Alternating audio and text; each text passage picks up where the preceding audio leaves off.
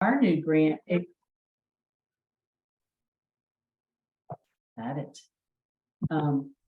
actually includes reading literacy from grades 4 to 8, trying to improve that. And I was on a Zoom with them. I think theirs was 90 minutes. Seriously, it was one of the most impressive. I mean, they threw out they threw out a survey at first to see what you knew, kind of, how many syllables are there, how many sounds are there in the alphabet, just kind of neat things, and got a quick picture. But they did breakout rooms, and it was impressive. But the flow was just spot on, and when they were done, they were done. So you learn, I hope, at 67. Yeah. I don't slow up. I still have a few brain cells left to take in new info. You've got plenty left. So I was talking to, it was actually my son's golf coach the other day, and I think he's 65, 66, and he made some off the cuff comment about, well, I don't know if I'll still be alive next year. And I was like, time out. You are not old. Stop it. Now, talking about golf, I'm in Augusta, where the Masters was. So my son is so jealous. So pretty. Or it wasn't when they were doing Masters, because it was awful. No, it rained until the last day. Yeah, so nasty. All right, come on, people. It's close to 8:30. I would be checking on. Yeah, Mallory, why don't you go ahead and I've got 8:28. Yeah, Zoom etiquette, you have to wait like 4 or 5 minutes after the time it starts. Okay. Funny. Okay, let me just let everybody in. Yeah, I think whatever, like the Monday before the Masters started, my son said something to the extent of, "This is the best week of the year." And I was like, okay. Funny. Well, it's king here in Augusta, I guarantee you. People will leave their houses and rent them out and make tons of money. They can pay for 9 months of their mortgage. So that's crazy. Crazy. It is. Although my parents live fairly close to the Dallas Cowboy Stadium. Mm-hmm. And I know that when the Super Bowl was there, they, other people were doing the same thing where you could rent out your house for the week and you go on another vacation, but you're making so much money from that. Right. Crazy. Good morning, everyone. Celeste. Hey. Hello. Good morning. Good morning. So before I officially say my welcome, Dr. Williams Diem? Yeah, like Carpe Diem, seize the day. Diem. Love it. But I can be responsive to a lot of things, so it'll be great. I figured probably you are used to having to help people out with that a lot. Well, thank you. No, thank you. It's 8:30, but we're gonna, if y'all don't mind, we're gonna give people a few more minutes on this lovely Saturday morning to get plugged in. Well, what's the weather like where you are? Is it sunny? It is sunny. Okay. It is sunny. It's a little bit cloudy this morning, Mallory, but it seems to be clearing up. We'll see.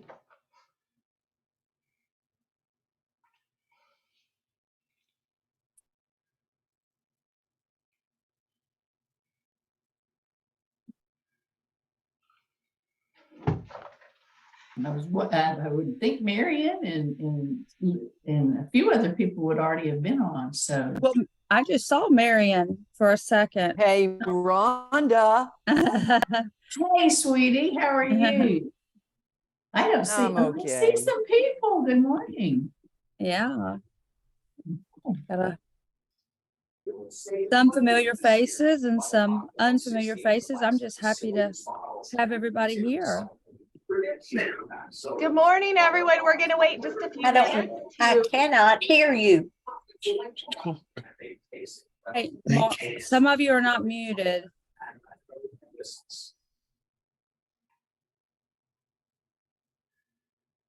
We're going to wait just a couple minutes, give everyone a few minutes to log on, and we'll get started pretty soon.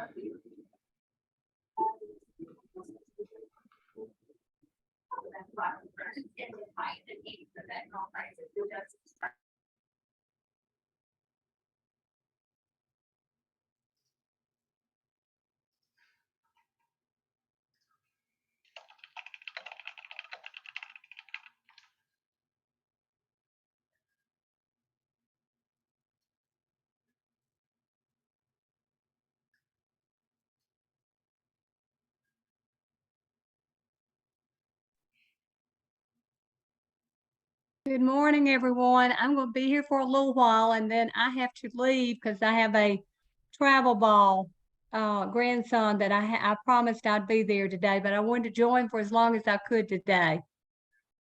So it's good to see everybody.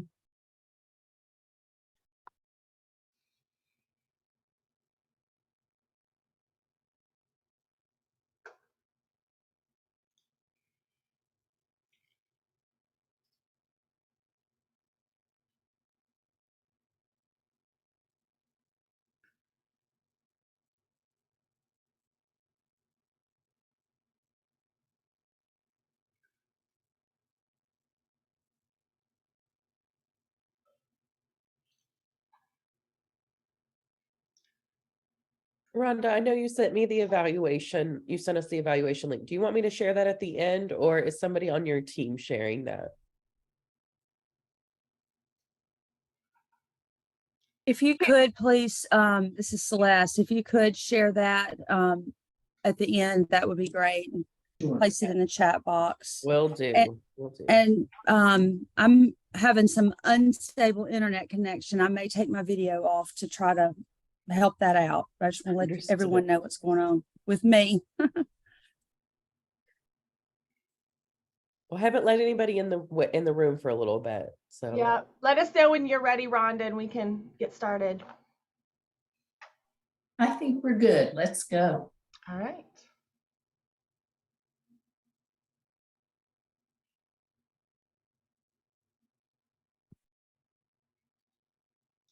Do you want to kick off, Celeste, or we can just jump in?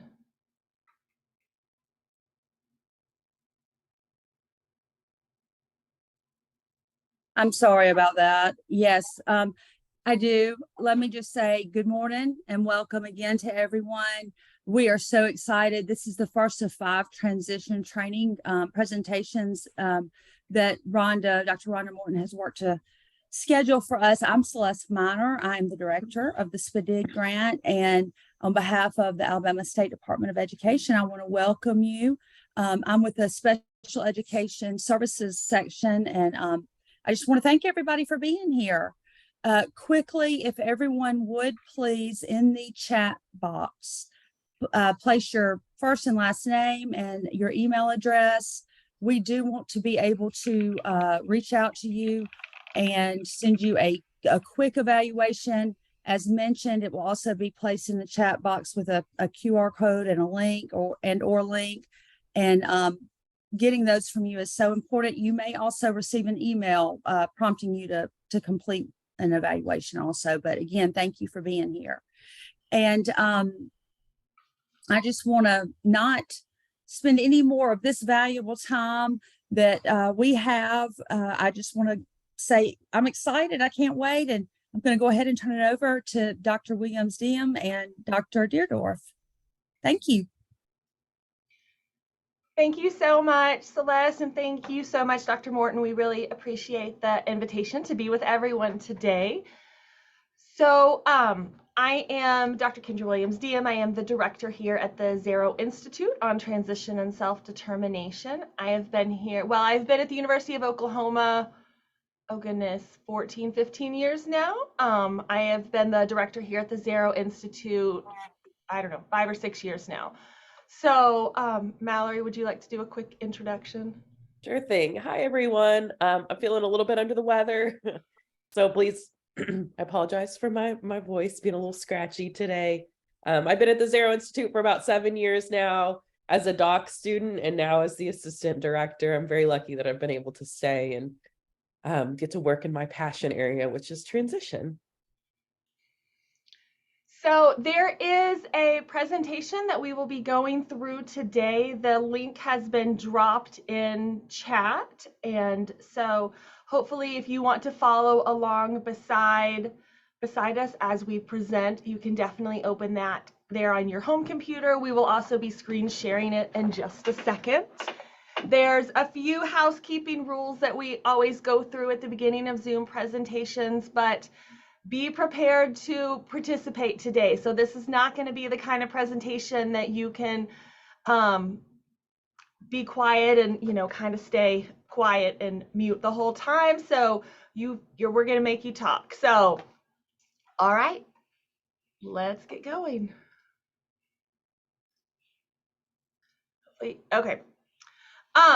So welcome everyone again. I am Kendra and Mallory, and we are presenting here today. Why is this not going forward?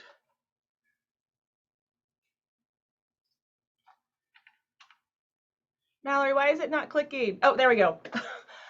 Just a little bit about ourselves. It's always nice to just kind of know who is speaking to you, and then also we are going to definitely ask some questions about who is Okay, here in a thank minute. you.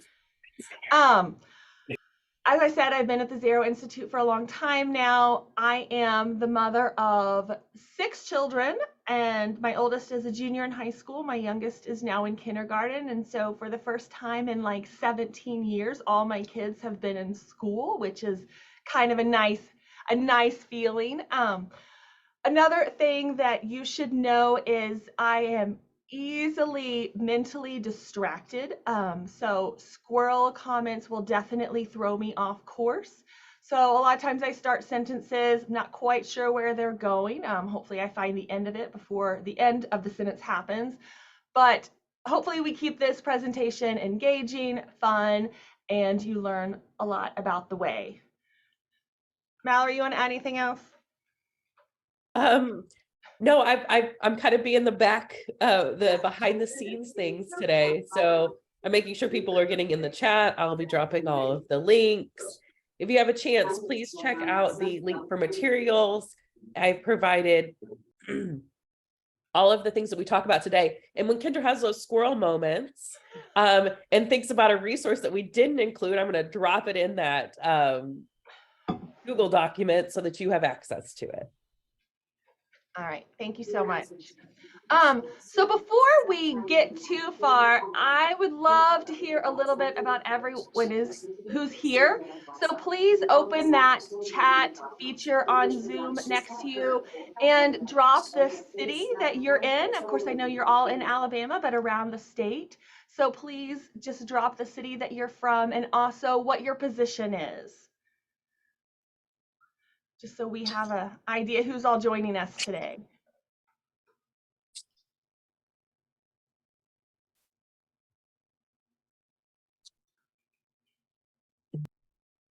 All right, IEP managers, superintendents, eligibility, great.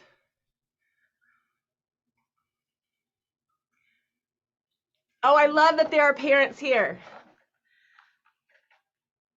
Dr. Deerdorf and I are both parents of students who are on IEPs, and so it's great to get to talk to fellow parents. Awesome. Is there anyone from vocational rehabilitation? All right. So we'll welcome everyone. We are so glad that you are here. And so again, please feel free to keep this informal. Dr. Deerdorf is monitoring the chat the whole time. And so as questions come in, please go ahead and drop it in the chat and we will make sure that we get those addressed as we go as well. All right, so before we get started a little bit, I kind of want to ask these questions. So when you were in high school, what career did you want? Keep that chat open and drop, like, what career did you think you were going to go into? Did you think you were going into nursing? Did you think you were going into veterinarian? What was your dream job? Teacher, nursing. Oh, there are some nurses out there, lawyers. And so usually when we're in high school, we have these amazing dream jobs. My daughter, who is a junior in high school, her dream job is to continue to write. I guess there's like over 200 books that are like Star Wars oriented books. And so her dream is to continue writing these Star Wars novels. That is her dream. And so the question is, did it happen? So how many of you met your dream career of what you thought you were going to do in high school? When I was in high school, I thought that I was going to be a chemistry teacher. I did become a teacher, just not of chemistry. So yeah, so both of you, some of you are like, sort of, maybe, kind of, no, didn't happen at all.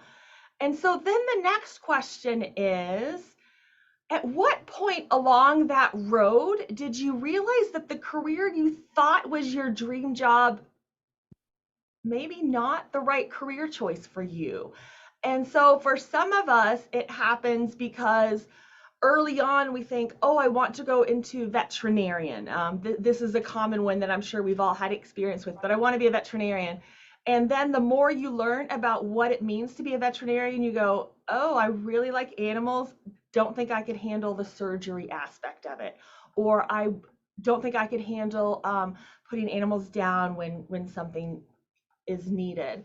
And so we start to learn stuff about what it is about that career choice. And it might morph. We might go, you know what, I still love animals. So instead of being a veterinarian who is doing the surgery side, maybe I work with animals in another way through breeding or whatnot. But there's all these things that happen. Other times we get into preparation, maybe for a career, and we go, whoa, this is not for me, which is exactly what my story was. I wanted to be a chemistry teacher. The reason I wanted to be a chemistry teacher is because I had the most amazing chemistry teacher when I was in high school. And I thought, oh my gosh, I love this. So what happens? I go off to college and I start taking all these chemistry classes, organic chemistry, biochemistry, inorganic chemistry, and I start thinking, oh gosh, I don't think I like chemistry. Might really like the teaching side, but not the chemistry side. And so things happen later in life. Probably would have saved my parents a lot of money if I didn't take quite so many chemistry classes, but you know, how do you learn? And so today we're going to talk a whole lot about transition planning. And it's the idea of, what do you want to do with your life? What do you want to be when you grow up? How do you get that preparation to get you to that stage in life? And then how do you explore to make sure that you're still on the right track to get you there? And so we're really going to unpack this transition assessment part of transition planning today. And then in 2 weeks, when we come back, we're going to then talk about how we can take that transition planning really to the next level and how we can step up transition into something that's really, really meaningful and not just paperwork, compliance, and those sort of things. So hang on, because we've definitely got a lot to cover today. All right, so I don't know how many of you have your cameras with you, but here is a quick little BuzzFeed quiz. Mallory, if you can drop the, oh, went too far. If you can drop the link there in the chat, then people can get to it faster. But what job should you have had?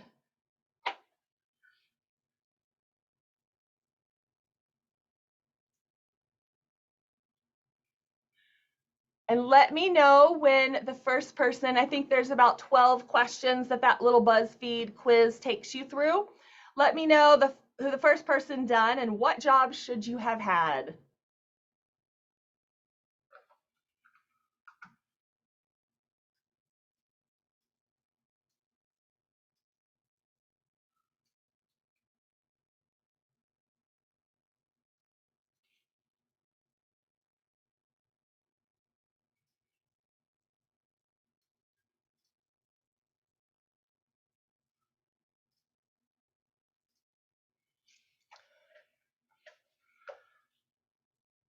All right. I see you all frantically looking. Maybe this is a little bit timely since taxes are all due, I think Monday. Is that the official day they're due this year? Tuesday. Tuesday.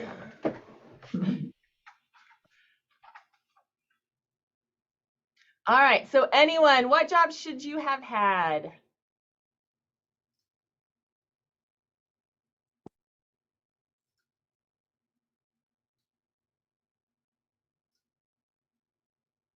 I should have been a vice president, apparently. Woo woo!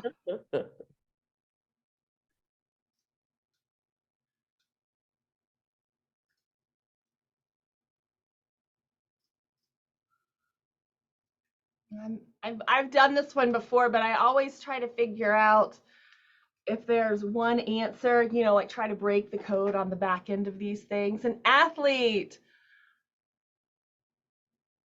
Patricia, are you an athlete?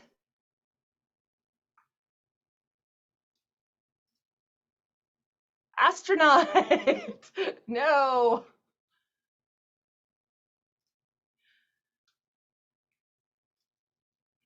Surgeon. There you go.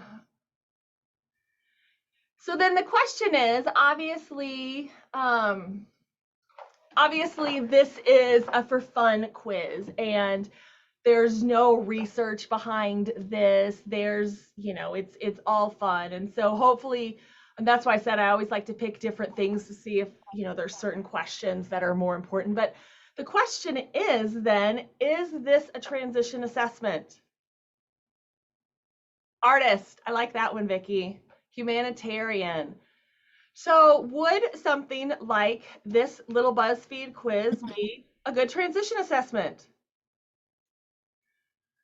So I'm going to hope that all of you go, no, this is not a good transition assessment. It's random. It doesn't mean anything. There's other quizzes that sometimes Mallory and I have used that is, what dream job should you have based on the kind of shoe you want to wear? Or what is your favorite dream job based on your favorite dessert? And so obviously these are fun. However, these are not good transition assessments. A lot of the stuff that we use out there when we're building our transition plans is really not all that much better than these random quizzes. There is so much out there. You could go to a Google page and Google transition assessment, and it will fill up with all sorts of things. You could go to Teachers Pay Teachers and Google transition assessment, and all of this stuff will come up. And so, although I would hope that the quality of that is a lot better than this random BuzzFeed quiz, it doesn't mean that what comes up is valid. It doesn't mean that what comes up is reliable, and it doesn't mean that what comes up is actually has any base in helping with that transition process. And so what our goal is today and what we're hoping to accomplish today is really to fill your bag with a lot of different good options to help with that transition planning process. What we know is that every student is unique. Every student is different. Every student has unique interests and unique needs. And so the transition assessments that that student needs is going to be different than the student sitting next to them. So I think we've got something like 20, 25 different assessments that we're going to kind of go over in the next couple of hours. And so the idea is really just to fill your bag. And so then when you're working with students, you have a lot of different high quality, good transition assessments that you can pull from in order to put their transition assessment plan together. So there's a few housekeeping stuff. That was kind of your warm icebreaker activity for the day. There's some housekeeping that we definitely want to go over.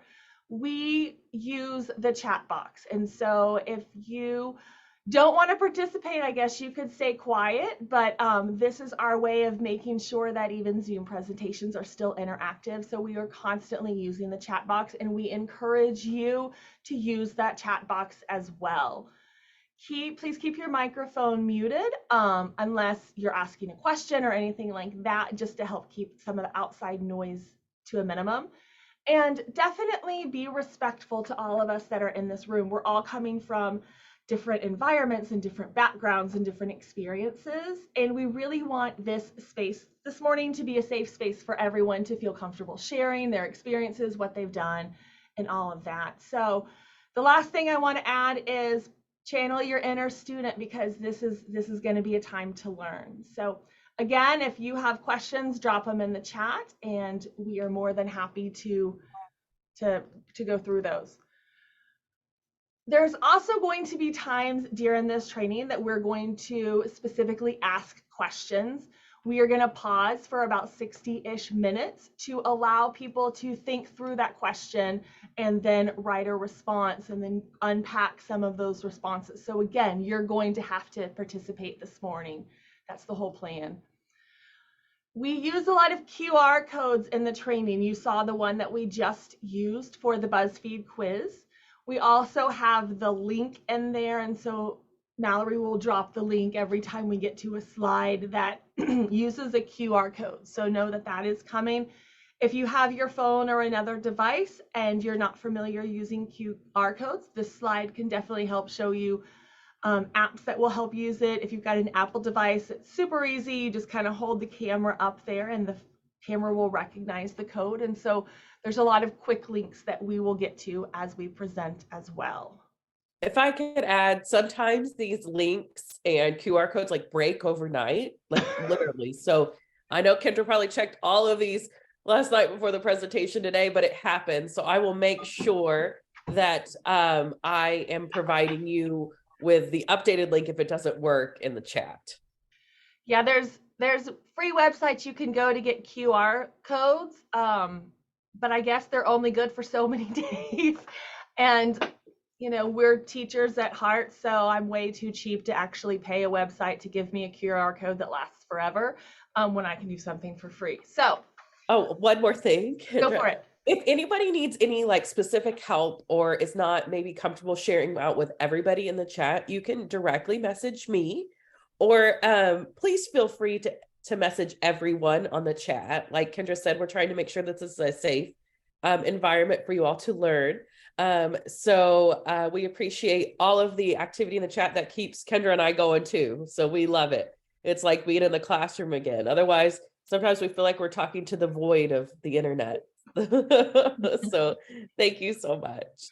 What you made me, one time I was presenting, and the way that Zoom was set up is you couldn't see any of the participants who was in it, and like you really did feel like you were just talking to the void of the internet. So yeah, we love participation. That's why we keep asking questions. So does anyone out there know the purpose of special education? What is the purpose of IDEA? Now you can raise your hand, we'll call on you. You can jump in the chat. If you want to unmute yourself and go for it, go for it. But what is the purpose of IDEA? It's quiz time. How awake are we on a Saturday morning?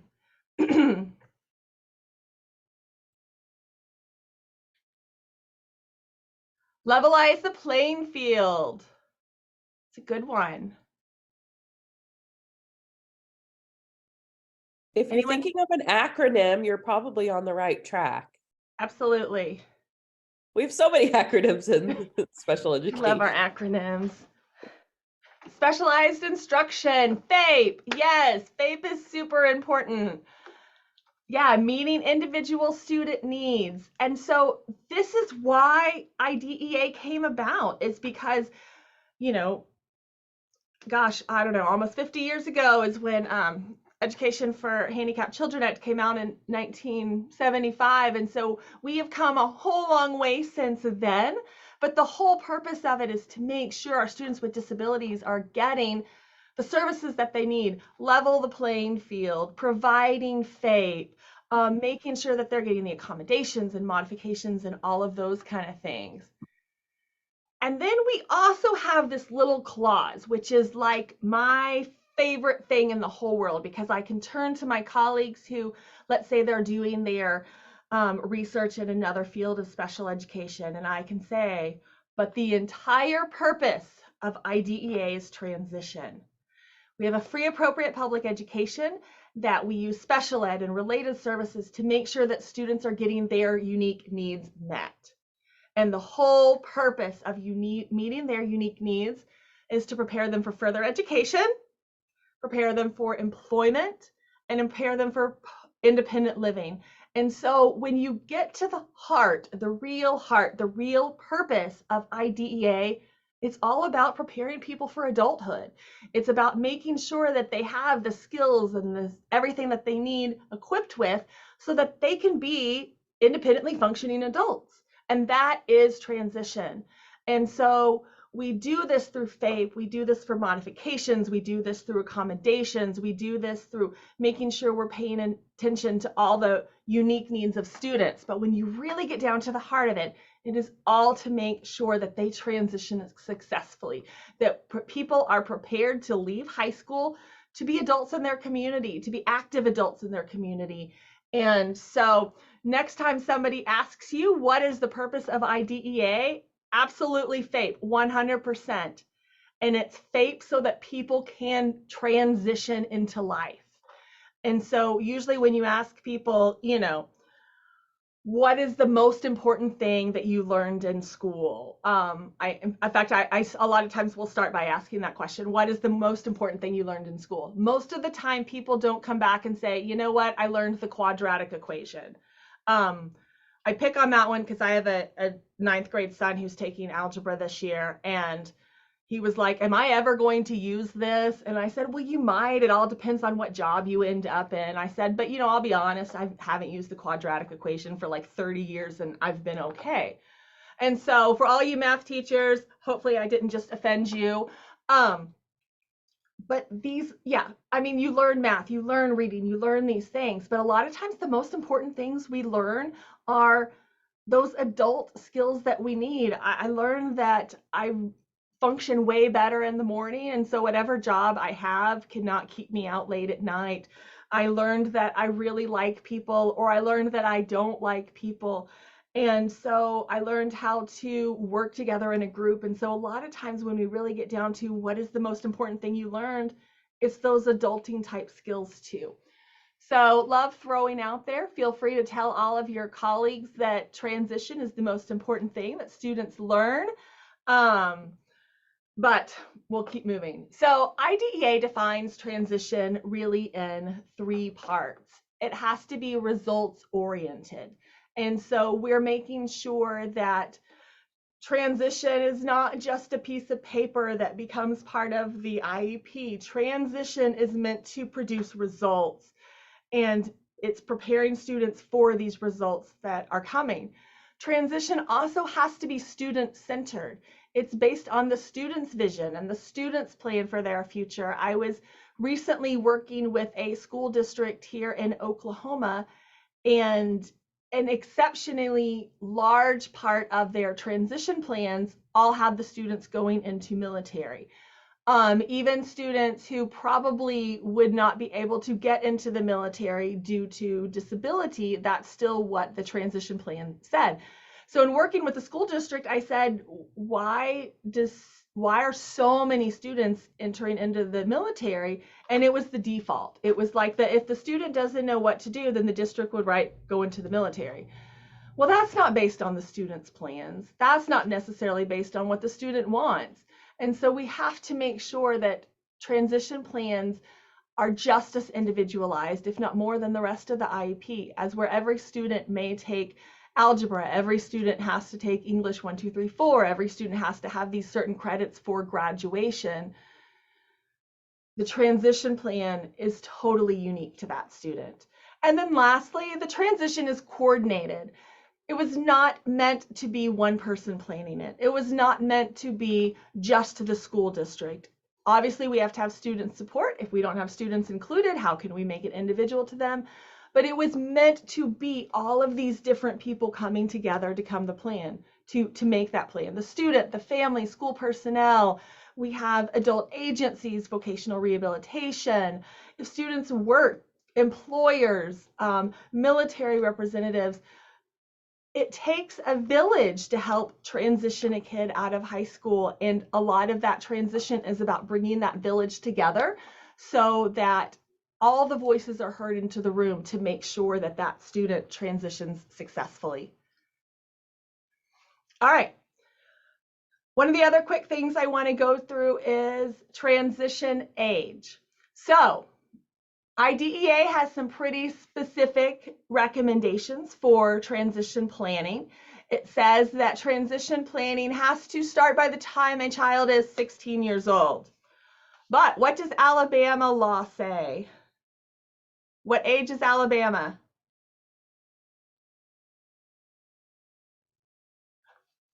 14, love it. Alabama says, whoa, and you know, I praise Alabama because 16 is too late. And so 14 is actually the most common answer. I think it's a little over 50% of states and US territories, I'm not sure if I have that slide on here, have gone beyond what federal guidelines say and start at 14. And so a lot of times 14 aligns with as a student is entering 9th grade or as a student is beginning high school. And that kind of sets up that initial transition plan. However, now I'm going to ask this. When does transition planning actually start happening? When does it actually start happening?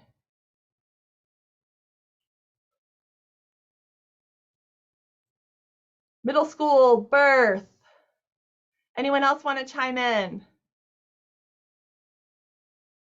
The answer to when it actually starts happening is like yes, yes, and yes. When a student enters school. Thank you, Dr. Deerdorf. There is definitely research that says that starting by age 14 results in better outcomes for the student. And then it also translates into less money that is then spent later on in life because that student received more services while they were still in high school. But yes, absolutely. It's got to start early. And so especially with our students who have more intensive support needs, who might have cognitive impairments, multiple disabilities, autism, whatnot, the earlier we start, the better it is for them.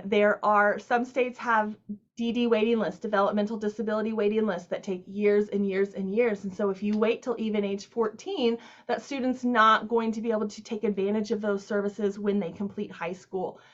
I think one person said birth, someone else said elementary up there, and you definitely start in elementary just talking about, who are our community helpers? What kind of jobs do we have in the community?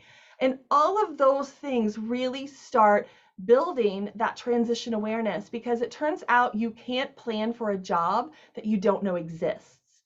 And so if you live in an environment that a lot of times it's our rural areas, there's not a lot of variation to the employment opportunities. There's a lot of people who are doing something in farming and agriculture. There's a lot of people who may work in the restaurant industry around that town, but you can't prepare for a job on Wall Street if you don't know it exists. And so a lot of it is just the more awareness and the more exposure we can do starting at day one really helps student prepare for that formal transition plan, which then has to start at age 14 in Alabama. So I don't think there were any VR people. I stuck this in there because a lot of times there are some VR people who chime into these things. So there is also a law out there right now with vocational rehabilitation and WIOA, and it provides pre-ETS training. And so I am not totally aware of how the state of Alabama is doing pre-ETS training for their students, but there is money out there through vocational rehabilitation that is specifically targeted to our transition-aged students. And transition assessment is a huge part of that pre-ETS process as well. So you will see kind of these bubbles that appear throughout the presentation. Just know that this is what is referring back to the requirements for our VR counselors and our pre-ETS requirements.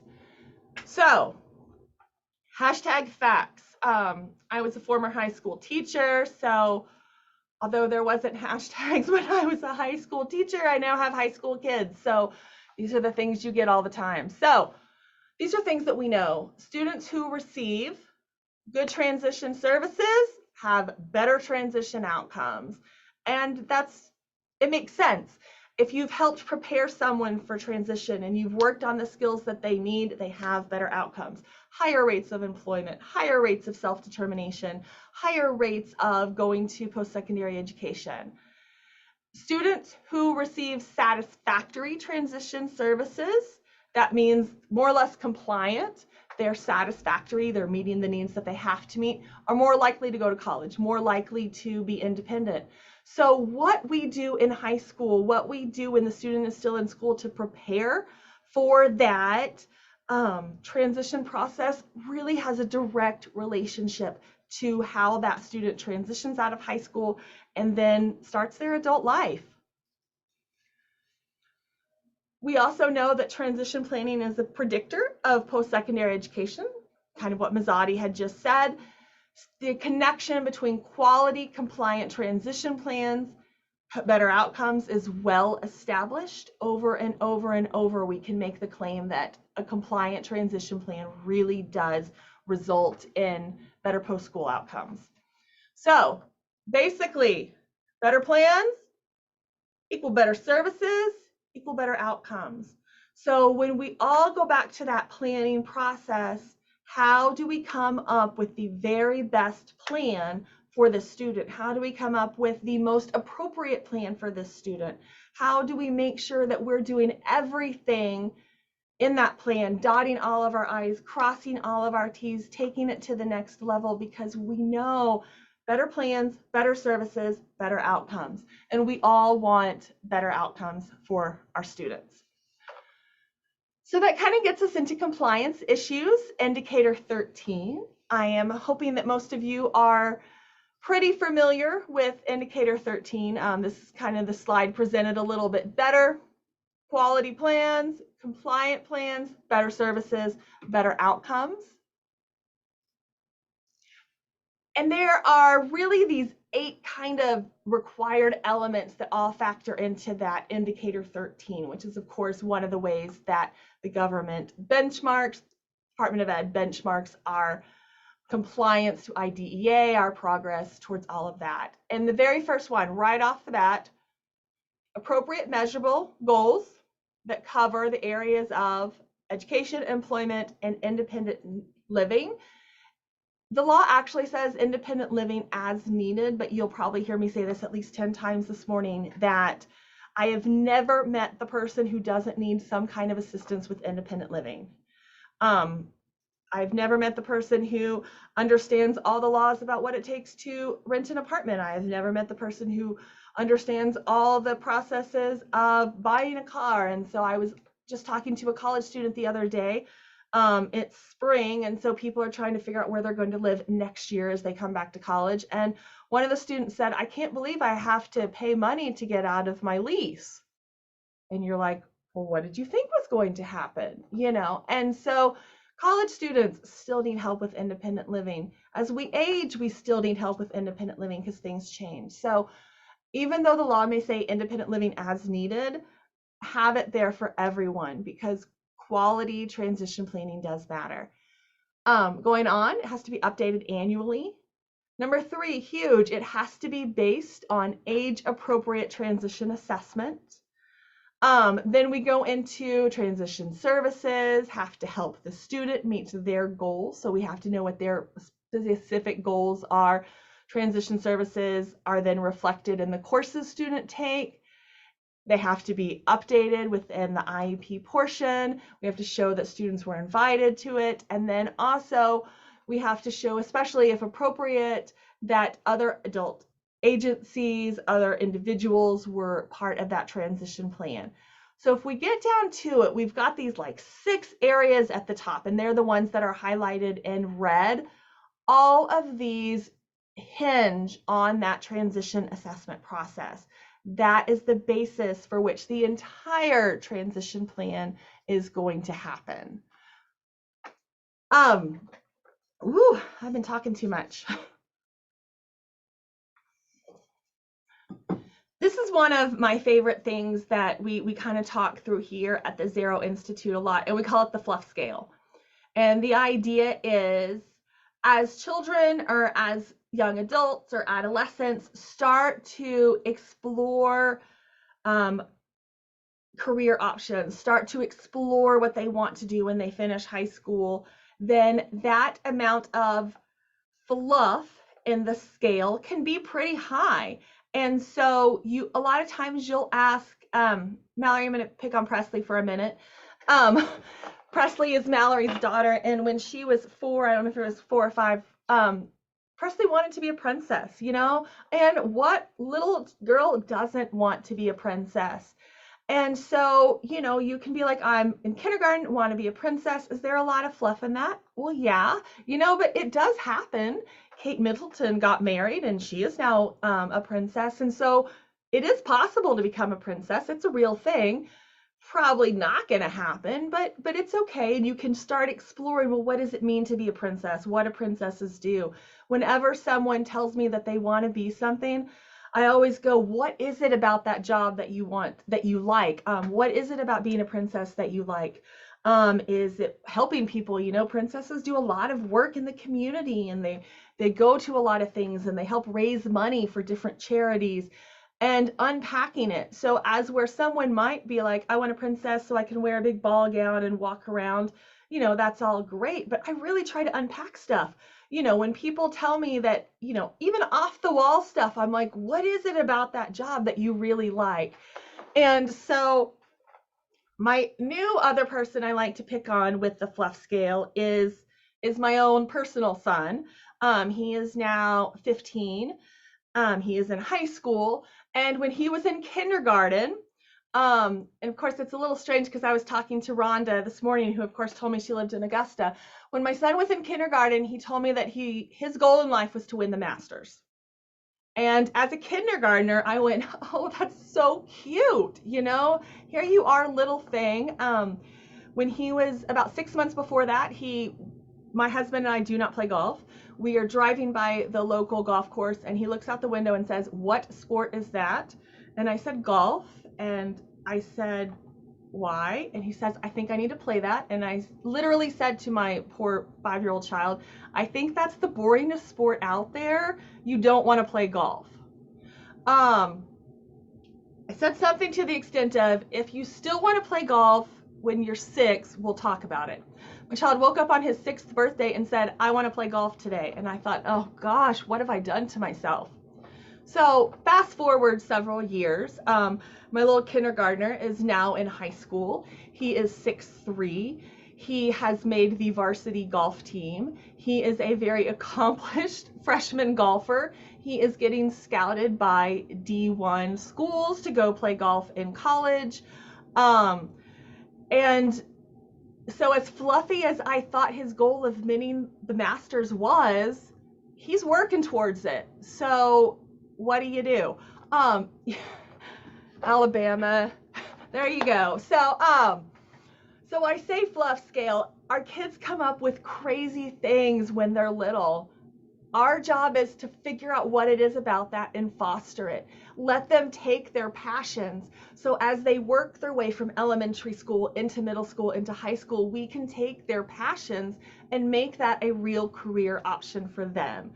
So my son's goal is still to win the Masters. I told Rhonda before we got started, he woke up last week and said, it's the best week of the year. It's Masters week. And I was like, good gosh, is this ever going to stop? But here we are. And so that's our job, is to just make sure that we take that fluffy first inclination and pull it into something students can do with the rest of their life. Then I also like this analogy. Transition assessment is the cornerstone. And so what was the cornerstone when buildings were built? It was the first brick laid. It was the anchor of that whole building. It was the historical marker to which everything else then grew out of. And so that is what transition assessment is. It is the cornerstone of transition planning. Without solid transition assessment, the entire building that we then put on top of that cornerstone is not stable.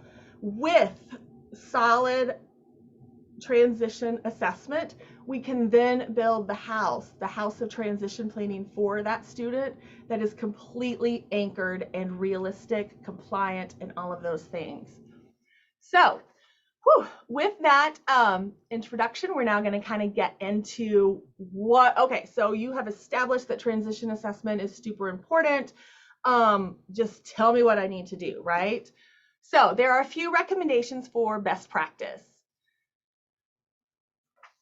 The three things that we really have to do is transition assessment has to be done every single year. So if you do transition assessment for that initial transition planning when a student is 14 and you do not do transition assessment again, you are out of compliance. Things change, skill sets change, ideas change, what I want to do with my life changes. And so that, just like academic assessment, just like other things, transition assessment needs to be done every year for that IEP process. The other thing is you need to use a variety of assessments, plural. The IDEA specifically says transition assessments with an S at the end. We know that we need at least 2. So can you use more than 2? That's a common question. Absolutely. You probably don't need to use 10. You probably don't need to use that many, but at least 2. I think some of the best written transition plans that I've had the opportunity to review, Dr. Deardorff, feel free to chime in, typically use 3 to 4 transition assessments. They're not necessarily long, but it's definitely pulling in information from a variety of different places. And it makes sense because if we have to address education, employment, and independent living, there's not that many assessments out there that are going to address all 3 of those areas. The last part is at least one of these assessments needs to be considered formal. Now, formal is the idea that this assessment has been validated. This assessment has been shown to be reliable.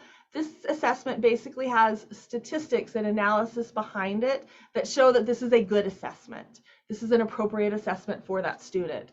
And so when districts have gone into case law over transition planning, when transition plans were happening every year, when a multiple of transition assessments were happening, and when at least one of those transition assessments was formal, the district was in good shape. They had done what they needed to do to make sure that that transition plan was current and appropriate. And then of course we have the 3 areas, like I said, we've got the education piece, the employment piece, and the independent living piece. And again, the reason we need more than one assessment is because there's none that I can think of that do a good job on all 3 of those. Now, there's probably some you could pick and choose from, but I can't think of any that I think do a really good job at planning for all 3 of those things at once. For our VR people out there, transition assessment has to cover these areas. And if you think about it, it's the same thing. So their transition assessment has to cover job exploration, workplace readiness, make work-based learning makes total sense because the purpose of VR is that employment piece. And then it also has to cover self-advocacy and post-secondary education. And so really, even though we're coming from 2 different pieces of legislation, when you get down to it, they're basically asking for the same thing. All right, so hopefully some of your fingers are ready to go. So when we're putting together this transition assessment, we have to do it annually. We have to have more than one, at least 2, at least 1 formal, and then someone type in what are the 3 areas that we have to cover in transition planning. Or you could unmute yourself. Independent living, education. What is the 3rd one? Oh, training. I see it. Jackie had education and training.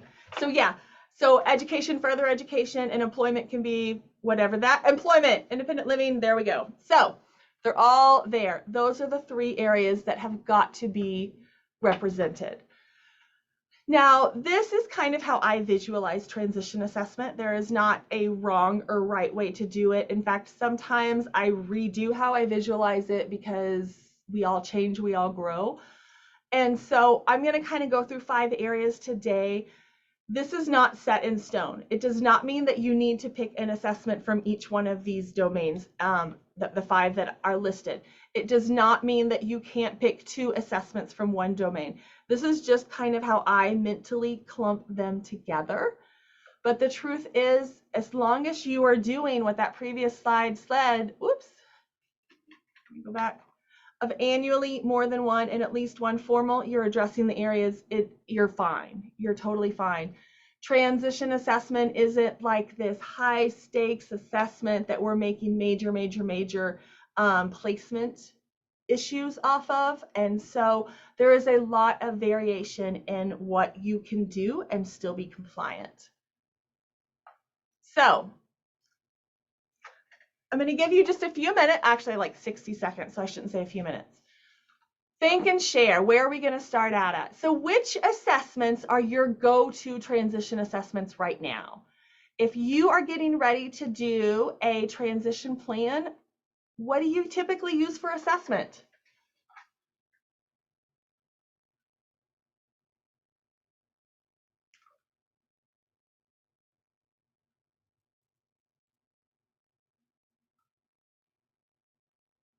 ONET. ONET is great. Casey, life skills. ONET. ONET is great. There is so much embedded in there. So much, so much. Anyone else beyond? All right. Informal inventories. Oh, the TPI is great. TPI just released their new one, TPI 3, and there's a lot of really good stuff embedded in the TPI 3. It's got a really nice web-based platform. They also have a new kind of addendum that for students with more significant disabilities. And so there's a lot in there. So yeah, these are all career clusters. These are all great things. And so really our goal for today is to make sure that your bag is full, that your bag has lots of different ideas in it, lots of different types of transition assessments, so that you have stuff that you can pull out depending on which student. Now, we're also going to throw a lot at you. There is no way you are going to be able to suck in everything that we go over today, go back to work on Monday and implement everything with every single student on your caseload or everything with every single student that you work with. So take what we learned today, find a couple strategies that work for you. Sometimes we will go over transition assessments and you will go, nope, never going to use this. I don't work with that population of students. Or you will see a transition assessment and for whatever reason, it just doesn't speak to you. My husband asked my daughter how she picks out what color for her toenails. And she said, well, I just get the color that speaks to me, which was totally foreign to my husband. He was like, what do you mean speaks to you? You are going to see transition assessments and for whatever reason, you're going to be like, yep, this one's good. I like it. You're going to see transition assessments and you go, oh, really just not my favorite. That's totally fine. Your bag will be full of different options.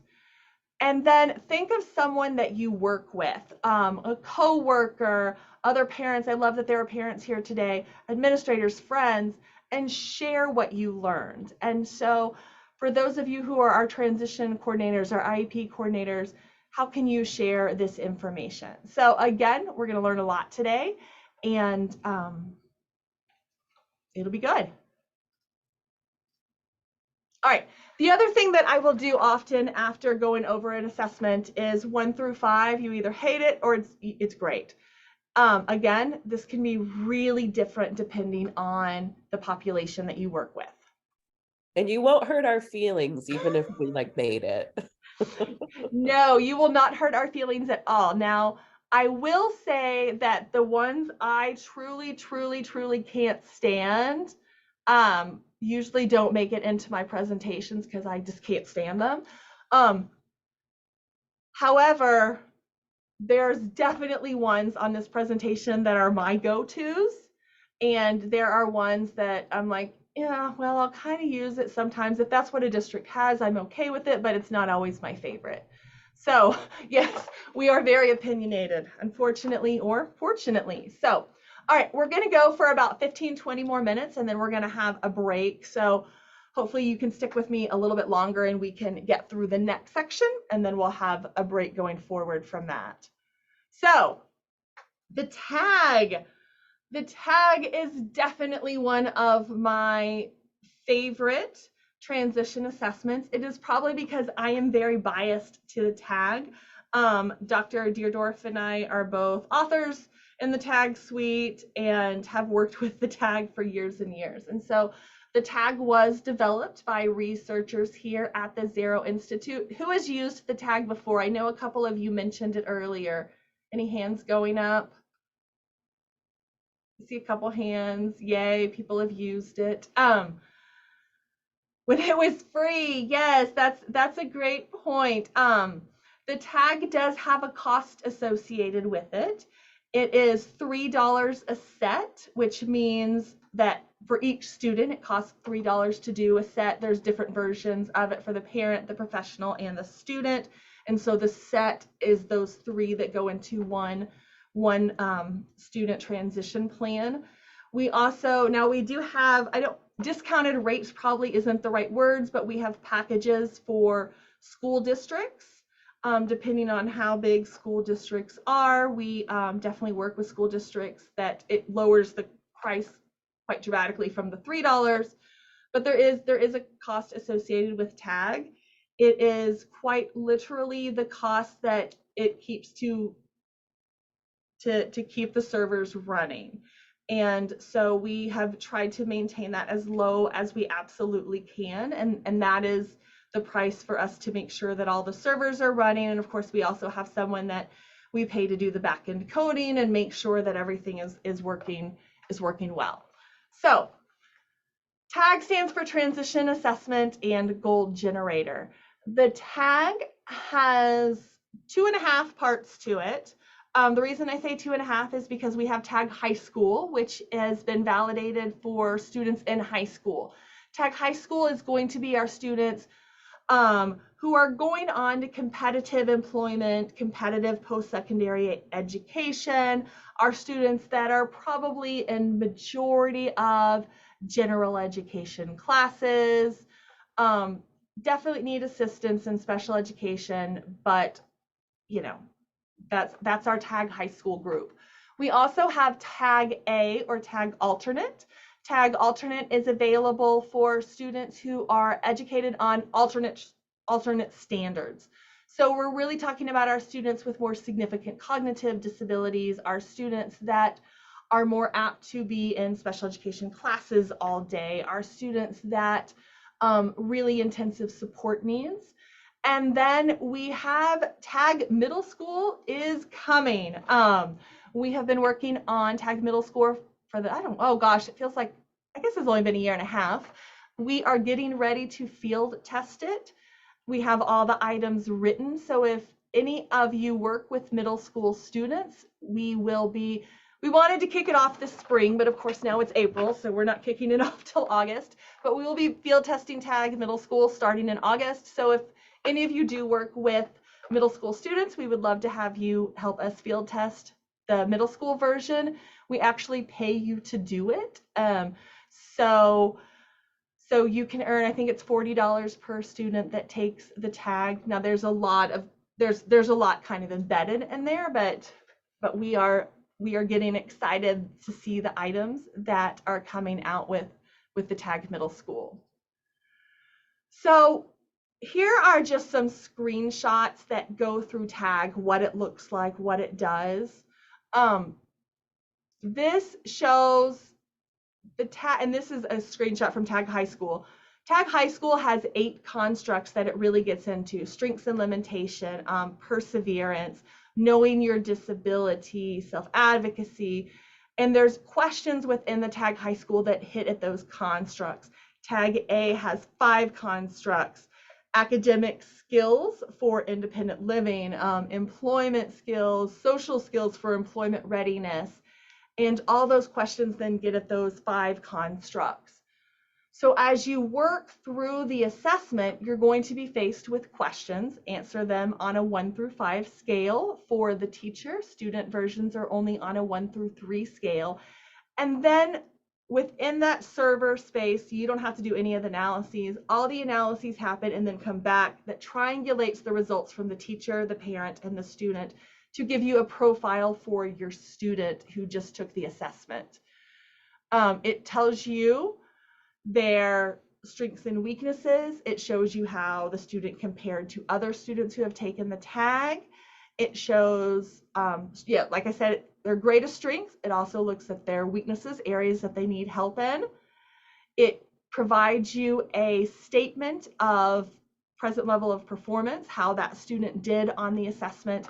And then it also provides suggested annual transition goals, and that are written in a SMART goal format. And so there's a lot that comes out of this profile that is IEP ready, transition portion of the IEP ready.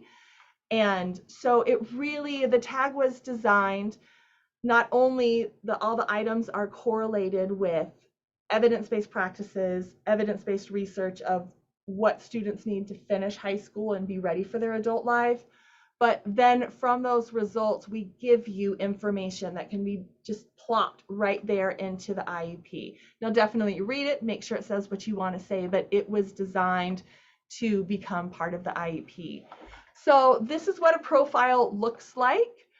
It shows you areas that the student does well in. You can see results for the student, the parent, and the teacher. Sometimes, and of course this is all fictitious, I made this one to look this way, but you can see with the strengths and limitations, there is definitely some discrepancy between how the student sees themselves and how the teacher sees themselves. That is the perfect area to unpack and figure out what's going on and why are there different views here. Disability awareness. The student, parent, and the teacher had similar views here, and so maybe this is not a priority for the teacher to work on. Maybe it is, and that's where your professional discretion comes in. You know the student, you know what they need to work on. But there is so much that can then just be unpacked from these profiles that I like to tell people, don't just copy and paste into the IEP, but really, really look at that information that the profile can give you, and how can you best take that information and put it into a format for the student and the family and everyone to grow from that information that is presented. From that, we now have, from that profile that came out, sample IEP transition goals are going to be provided. And so this one came out that the student needed support with strengths and limitations. Based on the student's response, they needed support for goal setting and attainment.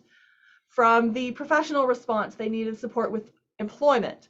These are sample goals. It does not mean you have to use these goals. They are all correlated with Common Core standards. And so it is easy then to look at those Common Core standards, chase them back however you want to meet any kind of specific state standards that are needed. And they are all anchored within the academic curriculum. And so the student, on the first one, the student will identify in a mock interview 3 tasks he or she has trouble doing and what would help them complete the tasks. We've got the next one under goal setting. After the student completes one transition goal, he or she will report progress to the IEP team.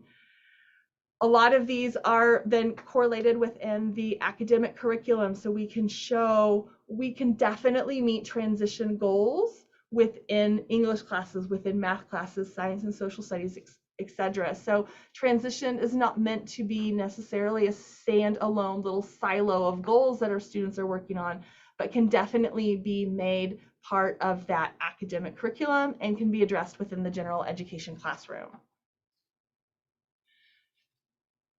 So someone did mention TPI earlier. TPI is fabulous. It is definitely one of my favorite ones. When I was teaching too many years ago, TPI, we're now on the 3rd version, but the TPI 1 was out, and it was like the end all be all amazingness for transition assessment. Now, the one drawback, so to say, of TPI, oh, the link didn't work? Okay. I'm working on it. Okay. I wonder if I copied something in wrong. Anyway, the one drawback I would say of the TPI is it is not, it can be expensive. It's $283 for a set. And then I believe there's 25 that comes in that initial set. From that, you can then buy more of the screeners without having to buy all the manuals and that kind of stuff. But there is a bit of a startup associated with the TPI. They have an amazing new platform that really incorporates everything seamlessly online. And so that's another great positive to the TPI. Has anyone used the TPI? I think someone mentioned it earlier. If I could interrupt for just a second. Yeah, go for So it. the I would love a TPI pause. 3, the TPI 3 actually costs $381, but the TPI 2 is $283. So it's a little bit Does the cheaper now that TPI it's 3 over. automatically come with website access? Yeah, it comes Okay. with a lot more stuff, and it is accessible online and provides some great things. But I really like, from the transition planning inventory, the informal transition assessments that it has in TPI 2, and you can order that off of like Amazon for like nothing. It's like $12 or something like that. Let me go and look for the link. I might even be able to find it for free, and I'll share that.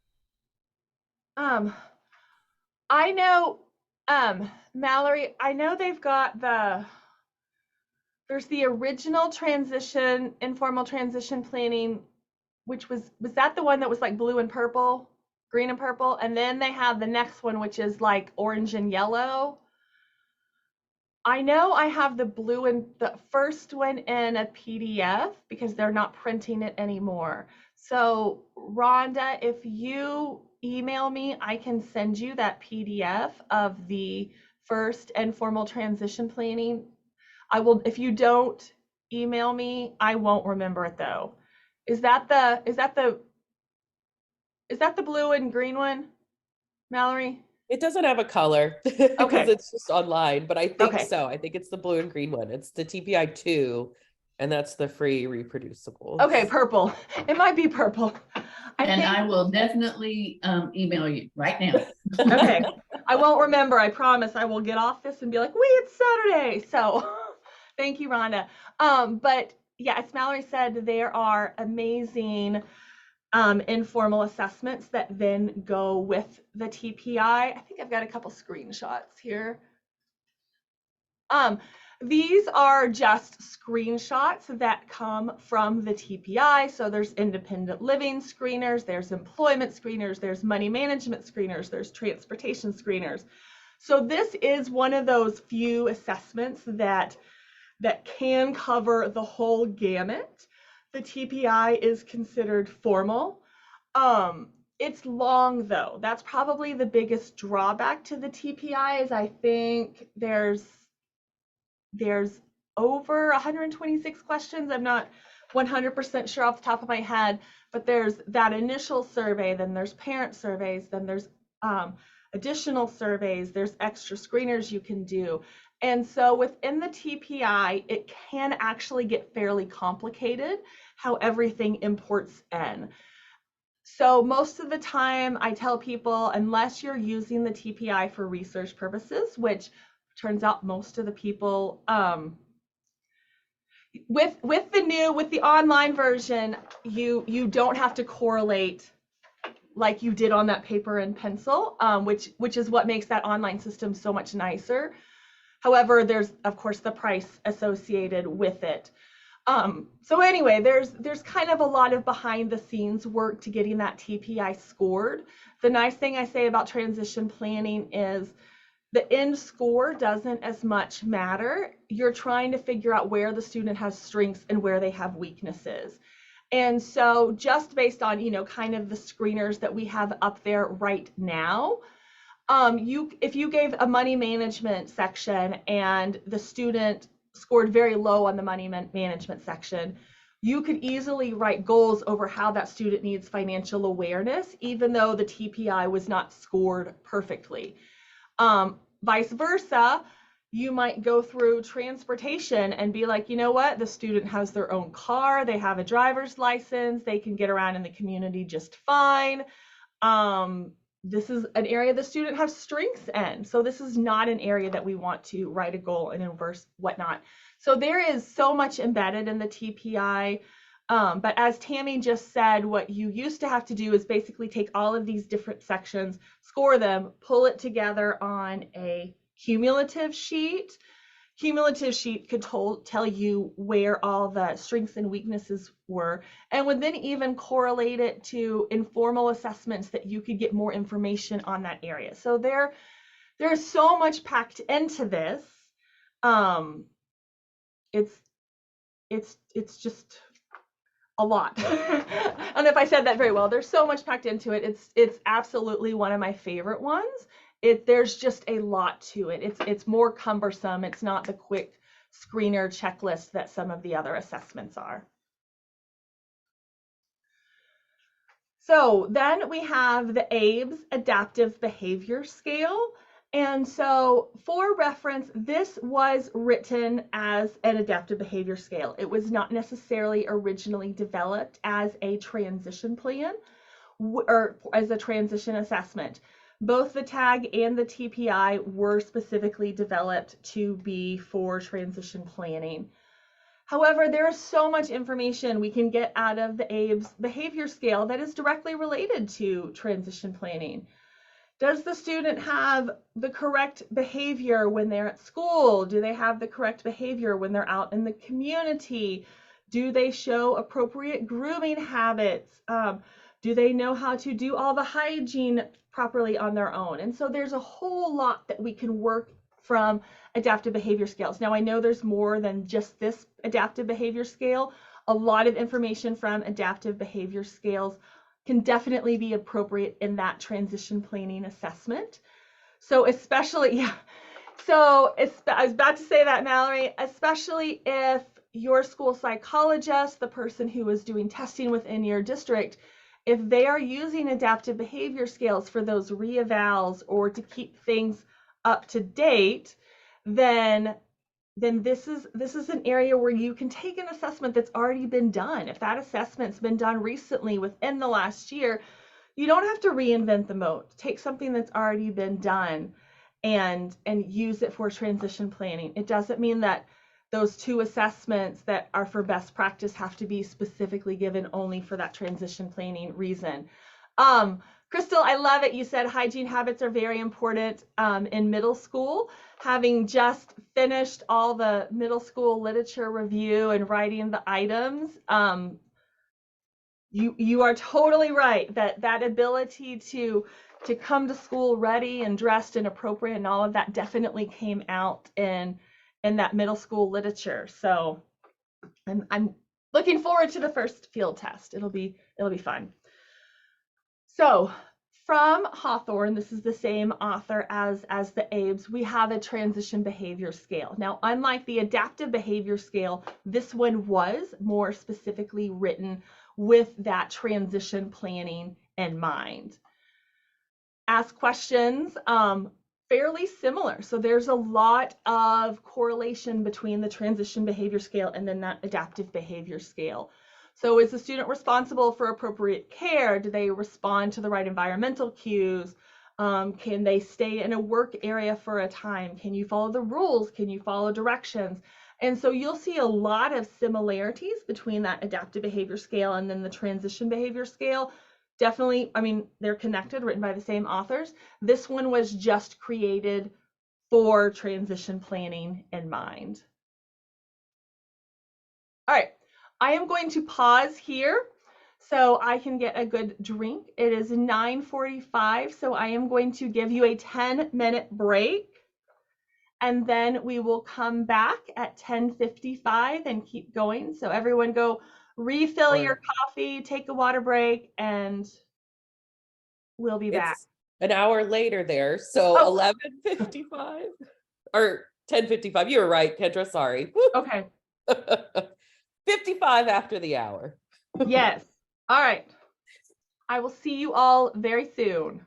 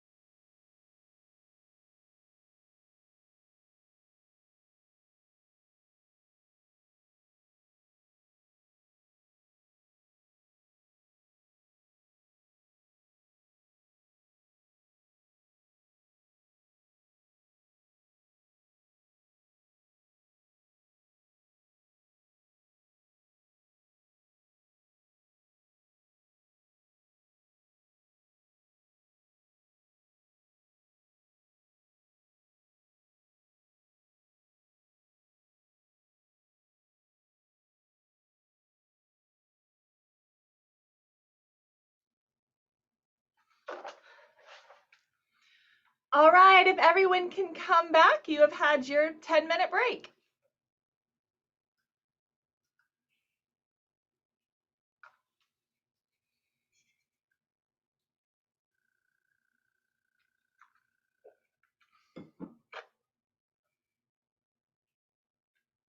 All right, I think I see pictures chiming back up. So I am going to, in the lieu of time, I'm going to go ahead and get restarted. So right now we're going to go into career interest inventories, which are absolutely one of my favorite activities that you can do in transition assessment planning. Now, I know someone from the chat mentioned ONET before. Oh, let me go back. No, it's not what I wanted. No, why am I going the wrong way? Your screen is not shared yet either. Okay, well, that's good to know because I'm clicking it weird too. Okay, let's do screen share. Thank you. Okay, there's my screen again. All right, so we are jumping into career interest inventories. And this is, as I was saying, this is absolutely one of my favorite things to do. No matter how much time I give students to just get on career interest inventory websites and explore, I wish I had more.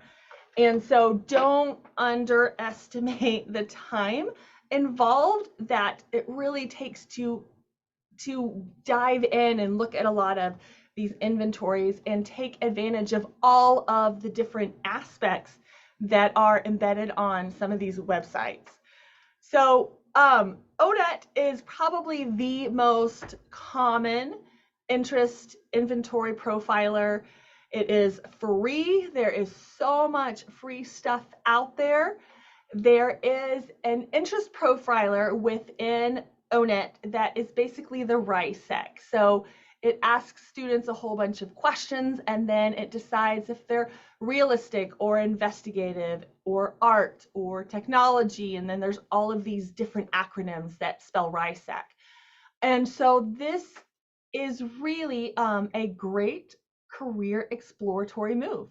And there's so much you can do from ONET. So if you have not gotten on ONET before, I encourage you to give yourself like 3 hours and jump on there and view it because there really is quite a bit going into it.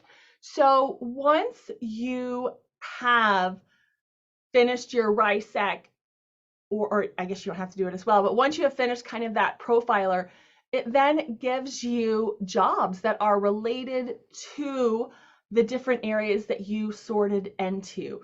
From those jobs, you can really dive into what is available in my area. How much does someone in this field make from the area that I want to live in? How much does someone from this field make in another area that I might want to live in? And there's just a whole lot you can really do from that ONET process. And so here's just an example screenshot from what it looks like when you go to the ONET profiler. You've got different choices. So then, oops, that's not what I wanted to do. You can definitely go right back there and click on any of these choices to then find out more about the, goodness gracious, I'm clicking everywhere. Okay, this is what I wanted. All right, so once you click on that job, and so this one just happens to be packers and packagers. Once you click on that job, there's a whole lot embedded too. First of all, it's going to tell you how much education you need for that job. Second, it's going to tell you how you could potentially get started with that job. So apprenticeship.gov, other things like that are great sites, especially for a lot of our jobs that don't take college education. And the other thing that I think is great is all of these jobs that are posted have a short career video. And so if students, especially our students that may have more cognitive disabilities or need cognitive supports, the words aren't enough to get an idea of what this job entails. All of them have videos. And they're well done videos. And so it's not, you know, videos straight out of the 60s and 70s that we might have seen on other career type interests, but they're well done and they're recent and they're things students can relate to. And so I do highly, highly, highly encourage that. This is a great opportunity for exploration, a great opportunity to see what's out there. And so as students go, oh, you know what, I really like writing, but I don't know what do you do with writing? It's really hard to make it as a writer or a novelist or whatever. Well, here's a group of activities, or here's a group of occupations that are similar to writing. Maybe one of those, then you can get started. And so definitely take time to get to know it. Also within ONET, there is, again, more information that can help the student find jobs, gain all the skills that they need. So when you have that RISEC profiler, it's going to tell you things that you need, how you can get started. So here is a link to the technology skills that you're going to need to be successful in this. Here is a link to other technology or other information or other certifications that you're going to need to be successful within a certain job setting. So there is so much that is in ONET. I've often been asked, how do we document ONET within the transition planning? And you can just say it right there in that kind of present level of educational performance. The student was given the ONET, they decided that they liked this career option, yada, yada, yada. The one nice thing about the ONET, and I am all for including things in the IEP, just about everyone's are digital now. It is not hard to find websites, save it as a PDF, and then include that attachment as part of the IEP paperwork. The more you can include, the more you can document what was done. And so there's lots of ways then to include the ONET. So, but the thing is, you know, like when you say the student wants to be a package handler after high school, per the ONET results, the ONET job exploration results. And so that's a great way then that you can document that this transition assessment was used in planning that battery.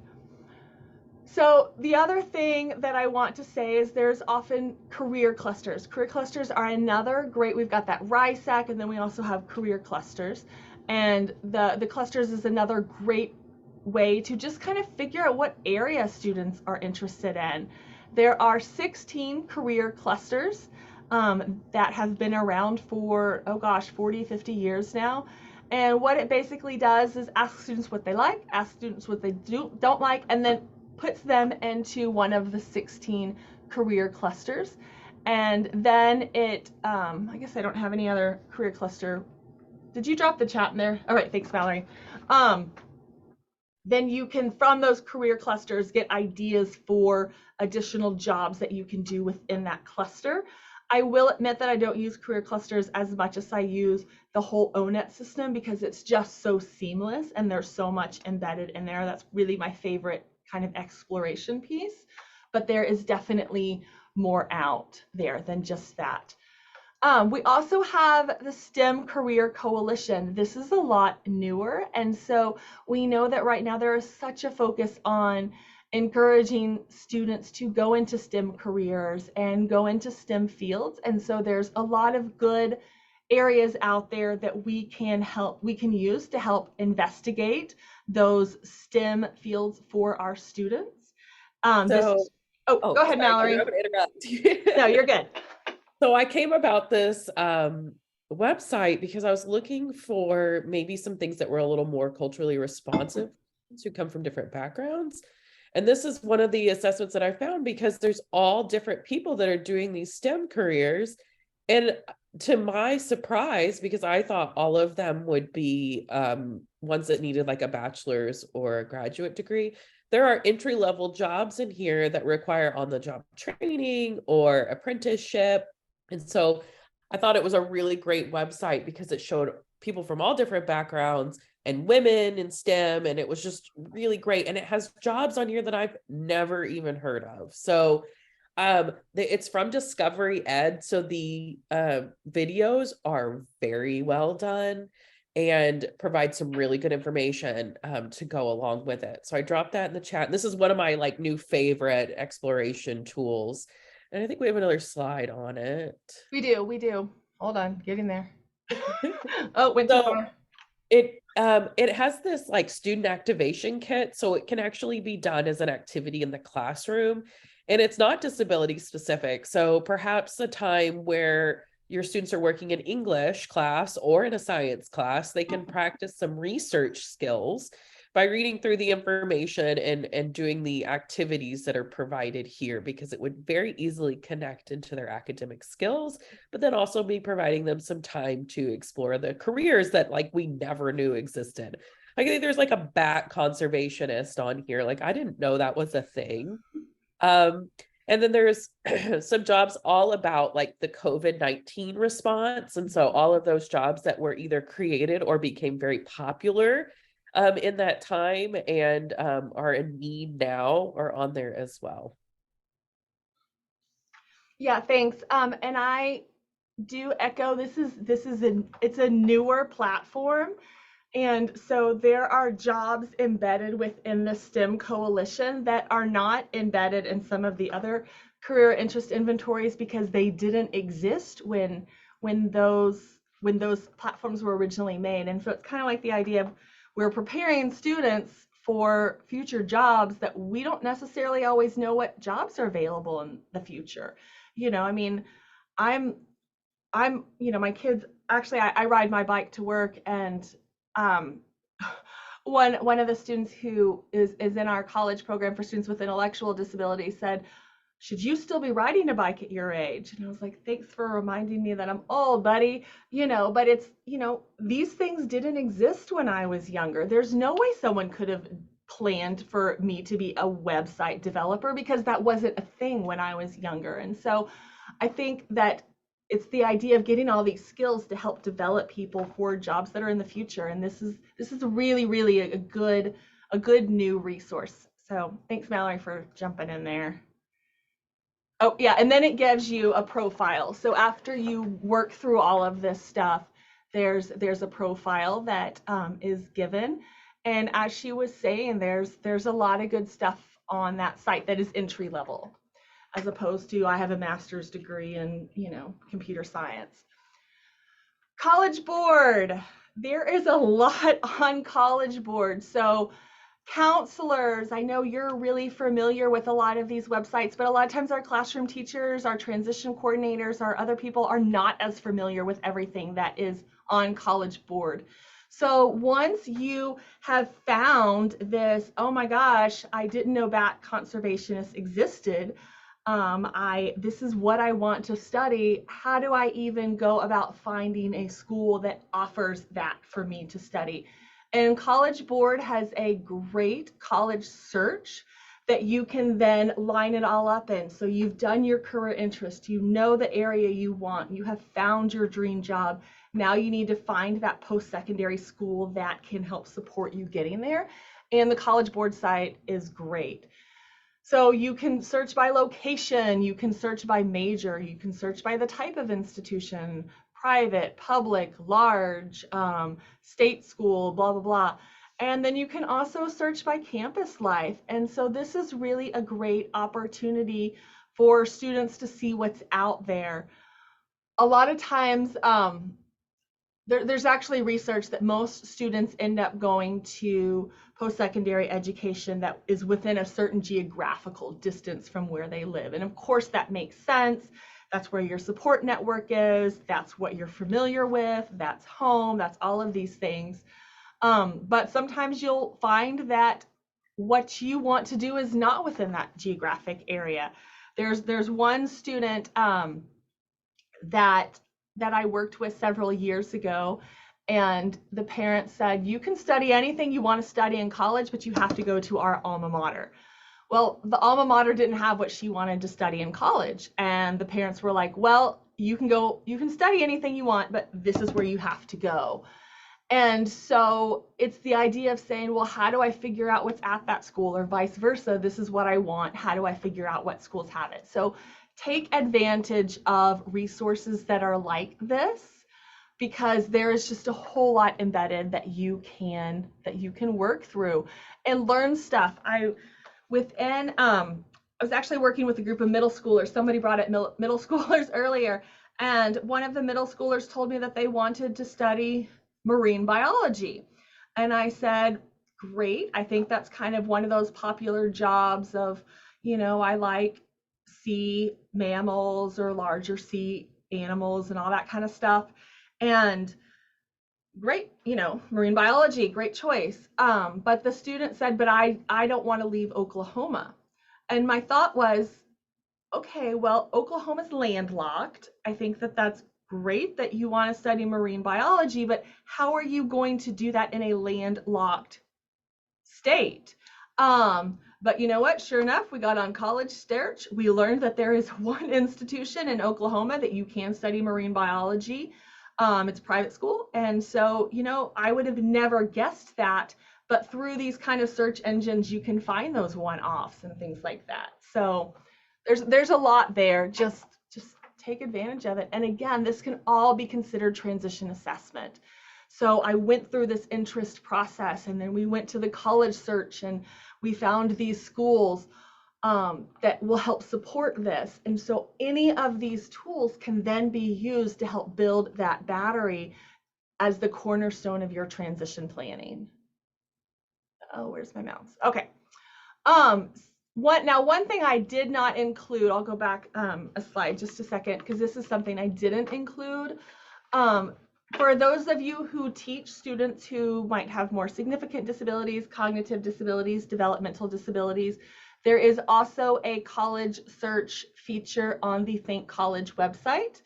Think College is the National Coordination Center for post-secondary programs for students with intellectual disabilities, and there is a great college search specific for programs for students with intellectual disabilities within that Think College website. So that's another great place that if you work with that population, you can absolutely go back and still do that college search. So I went through this career interest inventory. I found out that this is what my student is interested in, even though they have an intellectual disability. And then we did this college search, and we could actually match colleges that had a program for students with intellectual disabilities with a college that had what the student was interested in studying. So for example, within our college program here at the University of Oklahoma, we have a student that is very interested in dance and is actually quite talented at dance. One of the reasons she chose to come to the University of Oklahoma is because the University of Oklahoma also has a great fine arts department where she could continue to take dance classes. And so I think it's absolutely fabulous that our students with intellectual disabilities are getting more options than they had, gosh, even 5 years ago. There's so many more options today. So don't forget that college search as well. All right, skills assessments. And so we've kind of gone through, here's some more holistic things. Here's some inventories that we can do a lot of search. Oh, I feel like I'm gonna sneeze. Searches with. But we also need to know where the students' skills level. How are they at doing certain things? Now, there is a lot that can be brought in from skills assessment, so I'm going to give you a handful. This does not mean that there are not other options out there. This is just a little snapshot. So this is actually one of my favorites, especially for our students who want to go to college. And it's called Assessing College Readiness, the landmark College Readiness Survey. And so this is another one that I really think is great to use as you go through, let's say, the ONET profiler or another profiler, College Board. I have now realized that I really want to go into teaching. I want to be an early childhood teacher. I have now found a post-secondary setting within my geographic area that has early childhood education. I am putting these things together, but how can I tell if I'm ready for college? And the thing I love about this is because it really does point out areas that lots of people can benefit from that assessment. Also great because it's totally free. So there is really no excuse to pulling in good assessment into that transition plan, because so many of our surveys, screeners, all those kind of things are completely free for our students. So, oh, here's the link. So if you want to go pull up the landmark, that's ready. And I think the next slide has a snapshot. So one of the things I really like is it gets at areas that are not just academic skills, but taking those academic skills into what it means like to be in a college setting. And so with the first one, with academic skills, can you understand and summarize a reading assignment? Okay, well, I can read this chapter and tell you what it's about. Do you have a system for preparing for tests and exams? Yep, I can figure that out. Do you have a system for taking notes? Yep, I can figure that out. But then you have that first one, that number 1, which is, can you figure out how to read 200 pages in a week? Well, college is intense and there's a lot of reading. And so it moves a lot further from just the I can read, I can summarize, but I know how to structure my time to get this much accomplished this week. Even the self-understanding, I understand what my academic strengths are. I understand what my testing results are and how I can apply that to a college setting. It is still so amazing how many students end up in the post-secondary education and cannot articulate what their disability is and cannot articulate accommodations that they need to then be successful in the college setting. That is super important for students to understand. And so as you're working through something like Landmark, it definitely can show areas that you can write a goal in. And so student wants to go to college, it's always advised to sign up with the Disability Resource Center to get services in the college setting. In order to do that, the student has to understand what their psychological education testing, they have to understand what it means and what supports benefit them in that setting. Have a goal on literally the student will be able to understand their psychological testing by the end of the year to do this and this. This goal will help support them as they register for disability resource services in the college setting. And so there's just so much you can then unpack from this. And so I'm a huge advocate, and not just for students with disabilities. I'm a huge advocate of this survey for anyone who wants to go to college. Now, granted, there is going to be some questions, that do you understand your diagnosis of learning disability? Do you understand this? But other stuff, like if you look at that self-advocacy section, when you have a difficult spot, do you have someone to go ask for help? Do you know how to schedule your own appointments with doctors and advisors? How many freshmen really don't have the skill set to email an advisor to set up an appointment? And so there's just so much to unpack here for any college bound student, really. Here's just, I guess, a blown up page so you can see, all right, I can do these, I can't do these, and so these are the areas that I'm going to zero in on. So the ELSA, love the ELSA, Employability Life Skills Assessment. This is also completely free. And so you can go to that website and absolutely download the ELSA, get access to a good assessment that is free. ELSA is also informal. So, so there is that. So, and then these are questions that I really, really like about the ELSA is, again, it's getting at some of these employability domains, or not necessarily the hard tasks of being employed, like I can stock this shelf, or I can mop this floor, or I can, compute this spreadsheet. But it's really getting at those soft skills, at being able to work with other people. So I can complete something difficult when I'm given prompts to do it. I can work at an accessible speed or an appropriate speed. And so it builds a lot of those pre-vocational skills that are really necessary. And so this might be a great assessment for someone who is younger in high school and they're not quite on a job setting yet, but they're really trying to build skills in the classroom to help get them ready for that employment setting. All right, so I'm going to take a small pause. We've gone over a whole lot in like the last couple of hours. So lots to unpack, lots to go over. In the chat, I want you to name one assessment that is new to you. Name one assessment that is new to you. Elsa, tag. Great, great, great. Yeah, the Elsa is great. It is a really good one for getting to some of those things. And the Elsa is totally free. So that's what I like to say. There's no, it's easy to use it. Yeah, the STEM coalition stuff is great. So, all right. I'm so glad that you are learning new stuff. Now, as a bit of a review, I want someone to tell me so there's things that you have to do to make sure your transition assessment is compliant.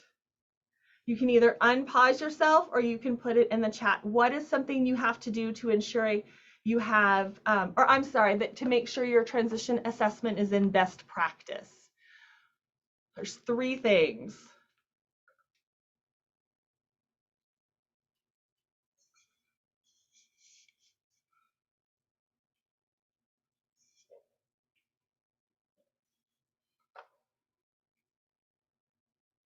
I'll give you a hint. Yep, results oriented. Yes, that is absolutely part of transition assessment, or the transition planning process. So to be more specific, there's 3 things that have to be specific to transition assessment in order for it to be best practice. The first thing is it has to be done annually. So you've got to keep it. Yep, you're totally right. Independent living, results oriented. One of the first things for best practice is it has to be done annually. Who can tell me another thing for best practice? It has to do with the number of assessments you have to give.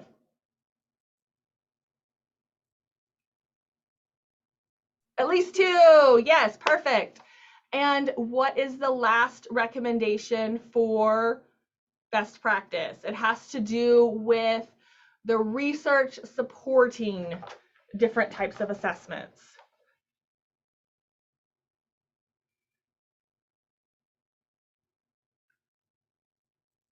Informal, perfect. Love it. So I just do those little checks going back and forth. And so to make sure that we have learned something or at least retained something. I know it's Saturday morning. So I'm moving on to self-determination inventories, and I love self-determination inventories. Actually, I just like self-determination in general. So is there a brave soul out there who will unmute themselves and give us a quick definition of what self-determination is?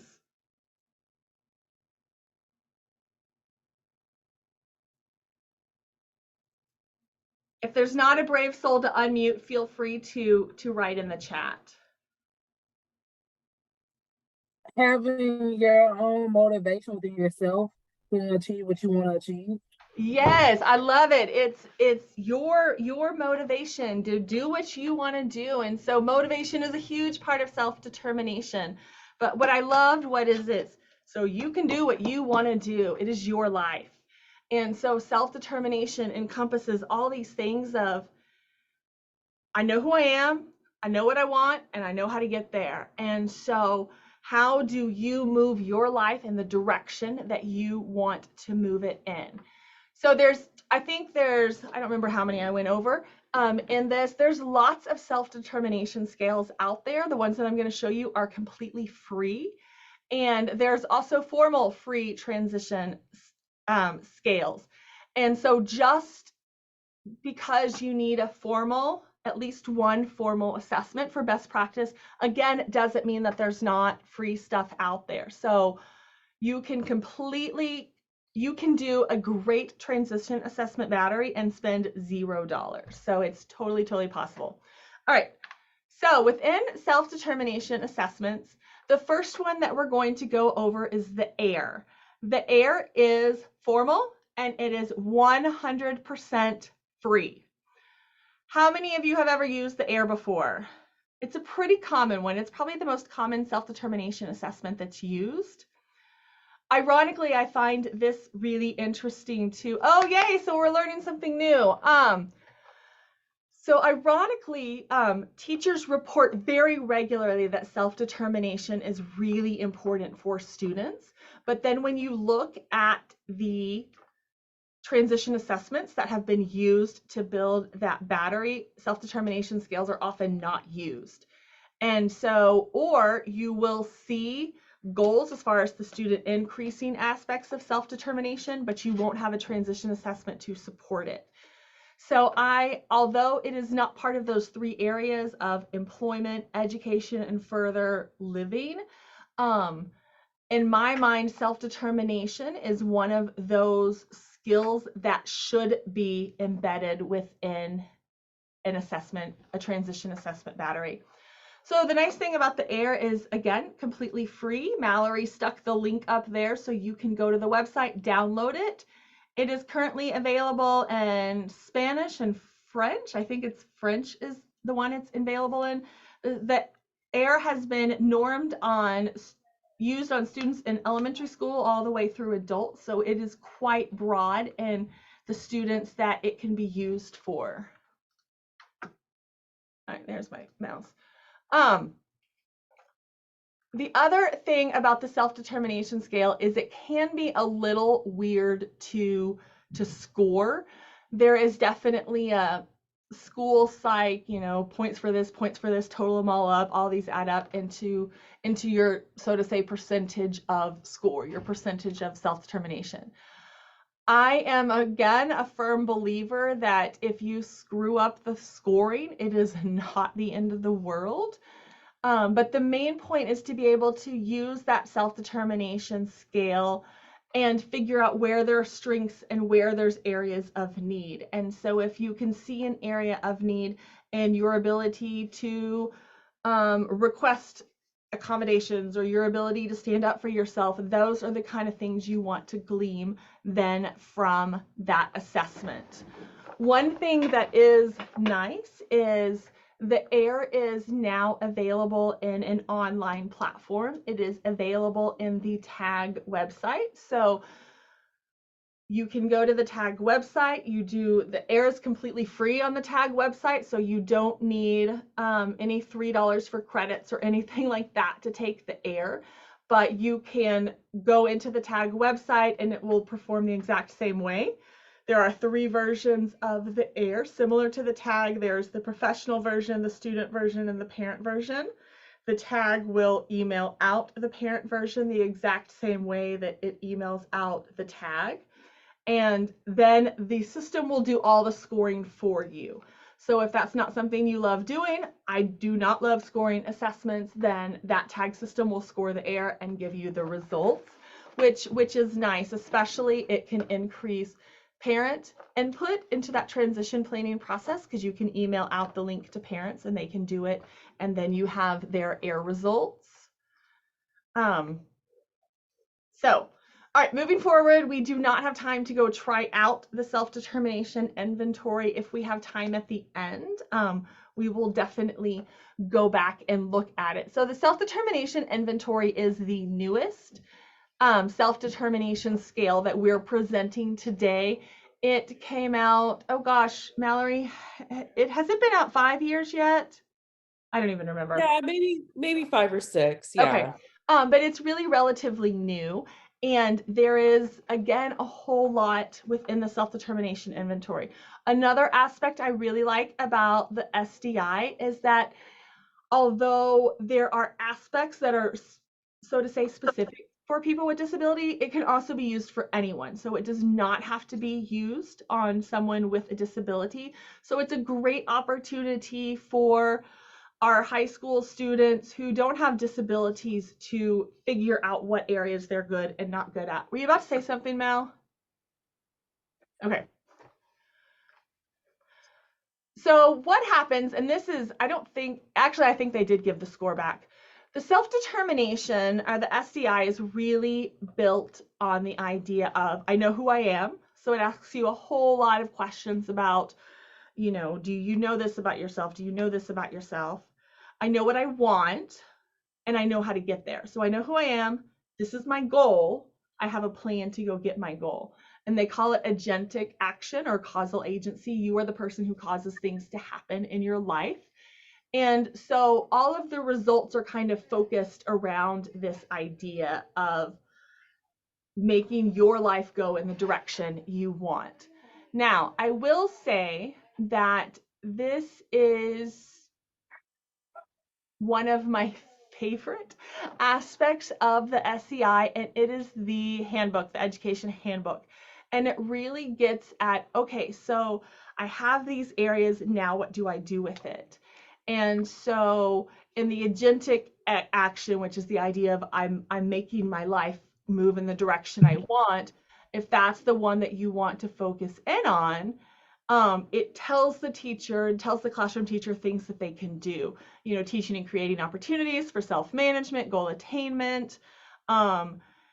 Here's examples you can go to, and here's things that you can do in the classroom to help develop this skill. And so, although I like the SDI, it is definitely one of my favorite transition assessments, or one of my more go-to transition assessments. I feel like this education piece of it is almost like this little golden nugget that is embedded with that system, because it really gives direct hands-on information that teachers can then use as they're doing that transition planning, and then also take it into the coordinated set of activities and other things like that to actually then teach those transition skills. So one thing that I did not, let me go back a couple slides. One thing that I did not show is that the ARC. There is the ARC transition assessment as well. It is available on the Zero Institute website. And that is probably the third most common self-determination assessment that you really see used. Pros and cons to the ARC are that, it's free. It's another formal assessment that's totally free for you. And there's different parts to it. The authors of the ARC, like 30 years ago, are now the authors of the SEI. So you see a lot of connections between the ARC and the SDI. Definitely, but the SDI is kind of more, it's newer, it's more up to date. Yes. Oh, Tammy, that is a great question. Let me finish this and then I'm totally going back to your question, Tammy. There are different parts of that ARC assessment. There are some parts I adore, and there's some parts that are not my favorite.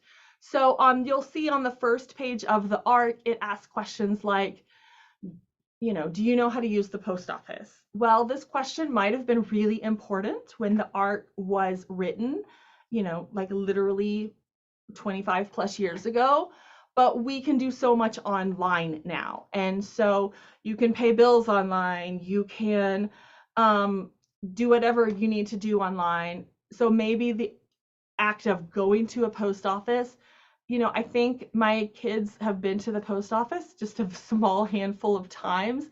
And so even if I asked my 17-year-old, what would you do at the post office? I think she'd be like, mail letters. What else? So there's a lot of disconnect between some of the questions just because they're dated. However, there's some other the questions, the last couple of sections are really great in terms of figuring out environments that students like, or being around people, not being around people.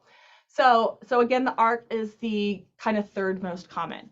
So Tammy has asked an absolutely great question about the SDI, the Self-Determination Inventory.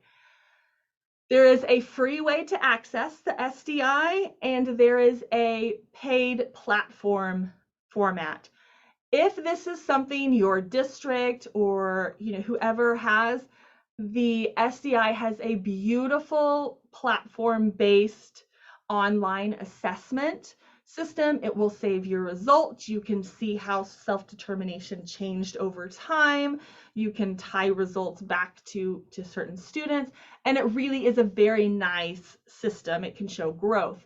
However, there is a free way to access the SDI. So if you go to that website, you can take the SDI one time, and it will give you results for that student. The other thing, sorry, Mallory just sent me a message. Yes, Mallory, I will. The other thing about the SDI is if you have that platform based, there is the SDI student version and there's the SDI adult version. If you have the full system, it will correlate those results together, so it'll triangulate them. If you use the free version, you will just get the results of that one assessment. However, it's a great activity to do with students at school. Have them take the SDI. It's free. You can print out their results or save their results. So that's kind of the big caveat again of using the free version is the results don't stay anywhere. So once you take it, you better print them or save them because you won't be able to access them again. So sorry, Tammy, that was probably a long answer to your is it free question. So it can be free, but to get all the bells and whistles, you do have to have that paid subscription. All right. Mallory, where do I go to ask myself to be hosted again? If you will just like click on my name and there's like a little down drop arrow and it'll say like make co-host.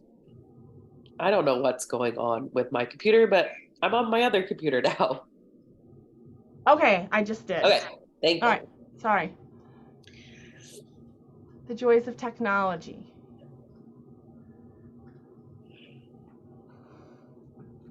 I'm regularly asking I used to think I was half technology savvy, and now I just ask my kids to do it for me. All right, so independent living. So we've talked about employment. We've talked about post-secondary education. We've talked about these things. At this point, we've got to address independent living. And so again, those three kind of outcome areas are education, post-secondary education, and independent living as needed. But again, we all need something with independent living. And so it's an area that, in my opinion, should just be included in every single transition plan, period. I'm always a little curious. Of course, it's been so long since IDEA has been reauthorized. But one of the things that I'm hoping gets in the new authorization, which I hope is not, another 20 years, is that it is not independent living as needed, but independent is a required part of everything. All right, so life skills inventory. Life skills inventory is free and it is informal, and it is a great option to get at life skills. So the link there, of course, is there. I'm sure Mallory will drop it in chat for you, but there is so much embedded in these life skills. So one of the things that I really like is there are 15 different domains. And so there is a whole lot. There is housing, there is budgeting, there is shopping, there is, all of these different domains to what independent living can look like. And what's really nice as well is because across all of these domains, it will move from basic to exceptional. So having given this assessment to myself, let me just say I am really not, I can be advanced in a lot of the areas, but I'm not exceptional in very many of the areas. So there is growing room no matter who the person is doing this. And I can't remember if my next slide has so here is it just kind of blown up so you don't have to squint and look at it. So that first category is going to be that money management category.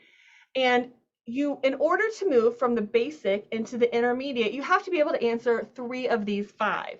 We'll see on the last one, although it's a lot smaller, You have to know both of these in housing in order to move to the next one. And it's understand the concept of renting and then knowing how to access emergency shelters. So each one of these 15 domains is going to have slightly different requirements to make it to the next one, but it's always going to go from that basic, intermediate, advanced, exceptional. Then from the intermediate, you have to know 4 of the following 6 to get to the next one. Open a checking account, write checks, record banking transactions, budget allowance.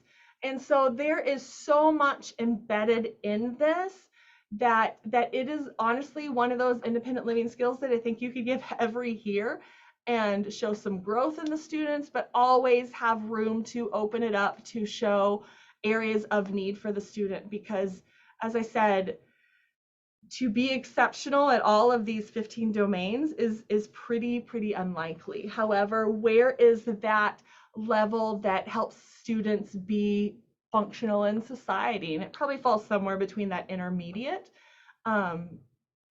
Intermediate, you'd probably be fine. Advanced, then you probably have got some pretty good skill in that area. But definitely free, easy to give, and it's kind of fun actually. Gives you lots of room to talk about things with students. So wait, there we go. I think I just missed one.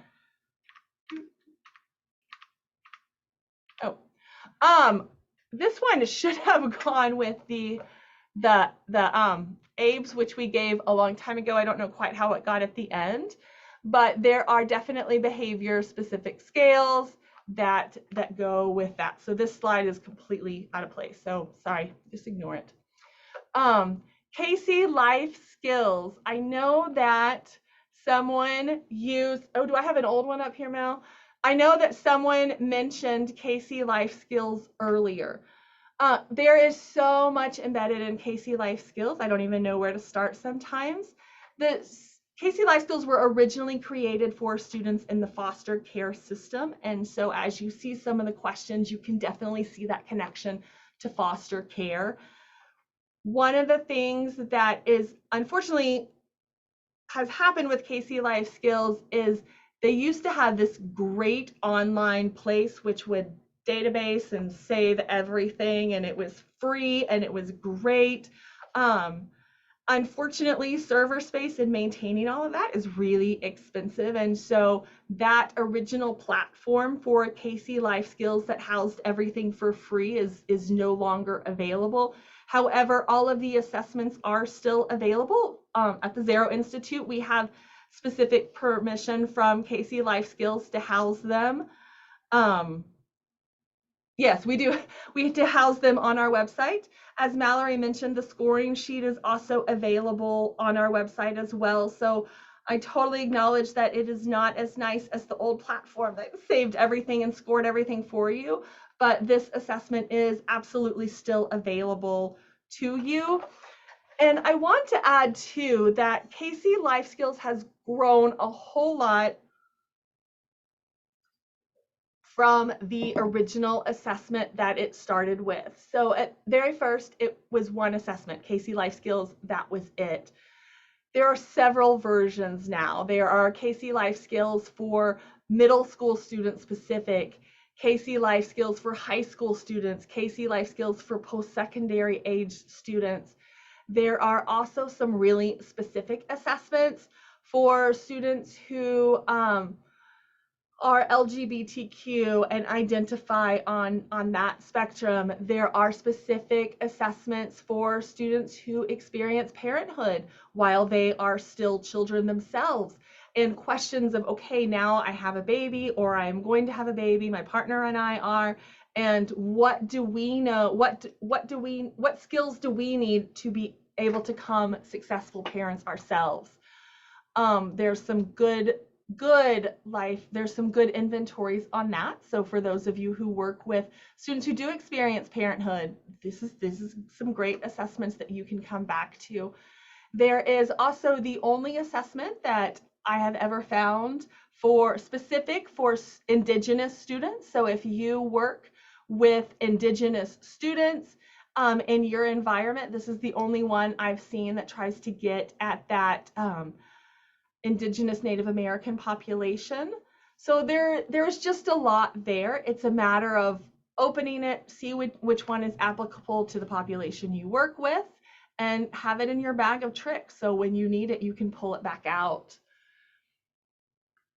All right, so I wanted to save some time, and so for about the next few minutes, I want to really talk about students with more significant disabilities, because sometimes the assessments that we have been over are not always applicable to this population. Now, I am a firm believer that just because I am not specifically saying something is for a student with more significant disabilities doesn't mean you can't use it. ONET is fabulous no matter what your level of disability is. A lot of the career interest inventories are fabulous no matter what level your disability is, because it's exploration. And whether you explore really complex, I want to be a neurophysicist something or other, or whether you explore very basic job occupations, it's still job exploration. And that is still extremely important. So please don't think that if you work with this population, you have to use these last few assessments that we are going over. So charting the life course tools are amazing. How many people have ever used some of the life course tools out of Missouri? Minnesota. No, it's Missouri.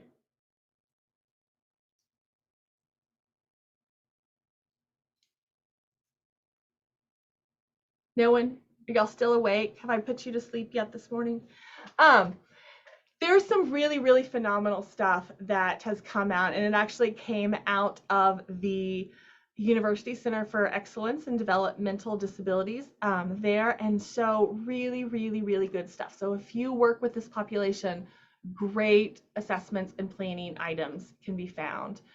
So basically what comes out is a life trajectory worksheet with STAR supports. And so you are assessing to try to figure out the supports and where you want to go and how to plan that life.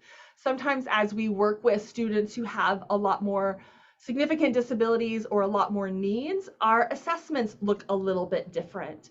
And so our assessments may not be a checklist, or assessments may not be a lot of student input, but a planning tool. We use this planning tool with the family and the parents and the student to determine that this was the appropriate outcome for the students.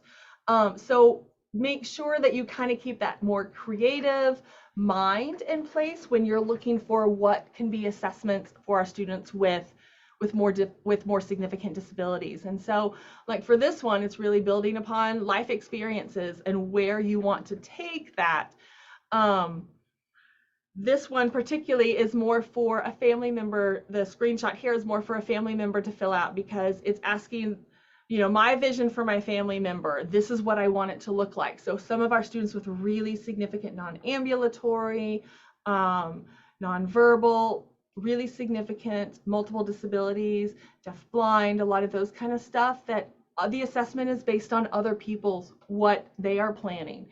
So this is a great way to capture that assessment for that population. This is just example one.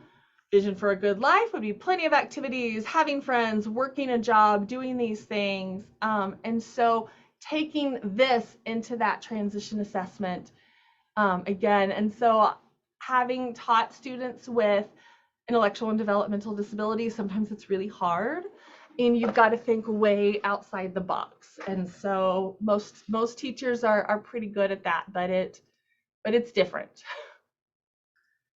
So another example, what I don't want to be alone. I don't want to be bored. I don't want to be unhealthy. And so taking these things and then translating them into what it is. And so it's that ability to be creative, and charting the life course is great. What supports do I need? Let's loop them together and figure out what supports are needed to be successful.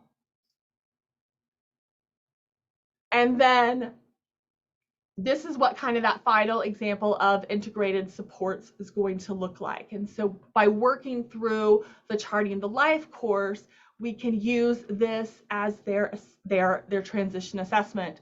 We know that the students has strengths and liking to laugh, liking to learn, liking to do these different things.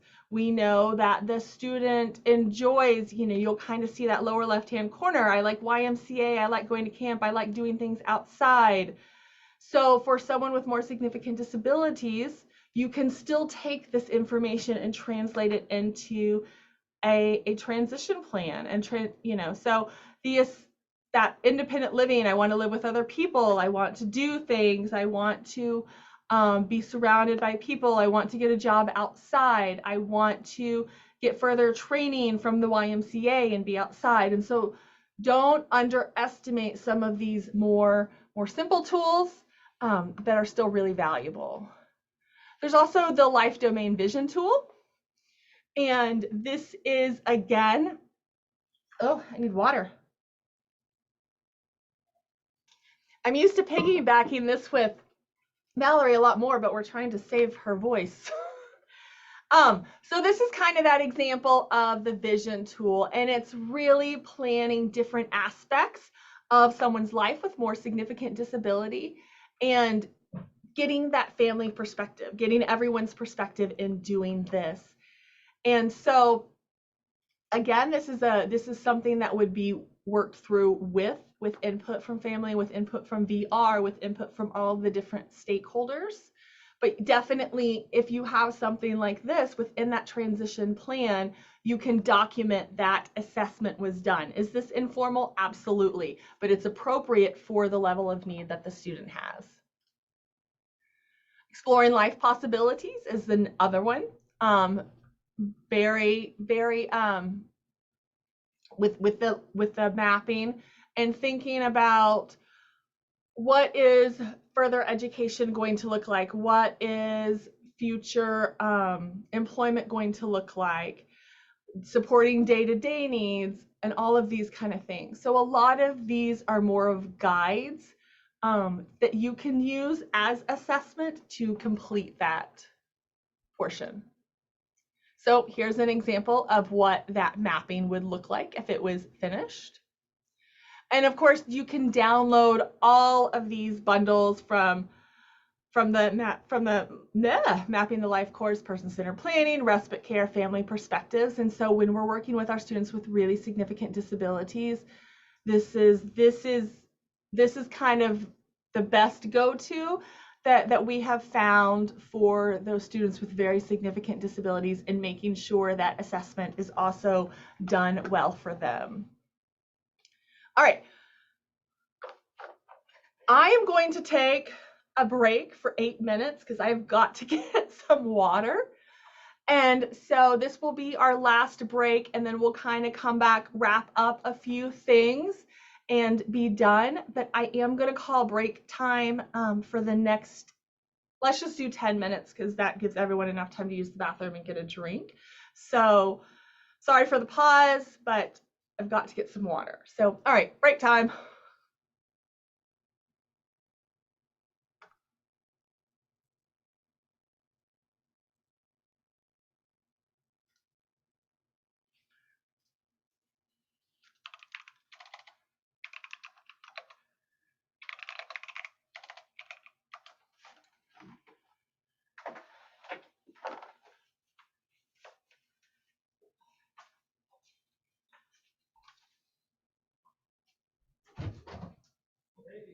Hello.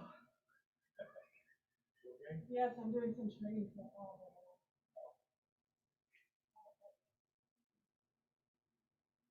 Oh, I don't know. I'm just tired. You too.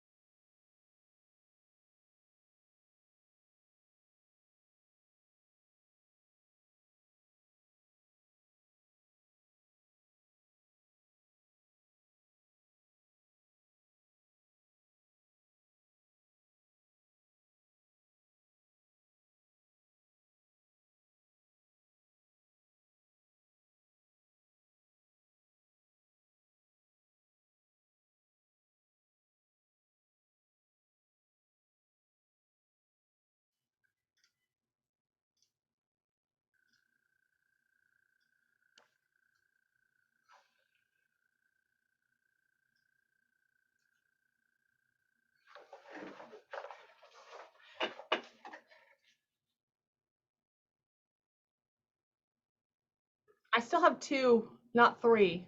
So I guess I'll wait a few more seconds.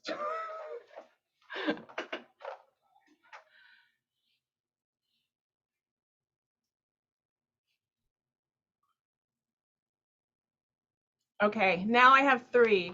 Welcome back, everyone. Thank you. I just needed to get a drink, quick break. And so there's a few more things that we want to go over. And then we'll probably wrap up in a few minutes and definitely have time for questions and answers. So if you have questions that you've thought of along the way, please get those ready, because we will have a good time for questions and answers in just a few minutes. So let me get the screen share back up. All right. So photo career quizzes. This is kind of another one of those for students with more significant disabilities, are kind of that picture, no reading free inventory kind of a thing.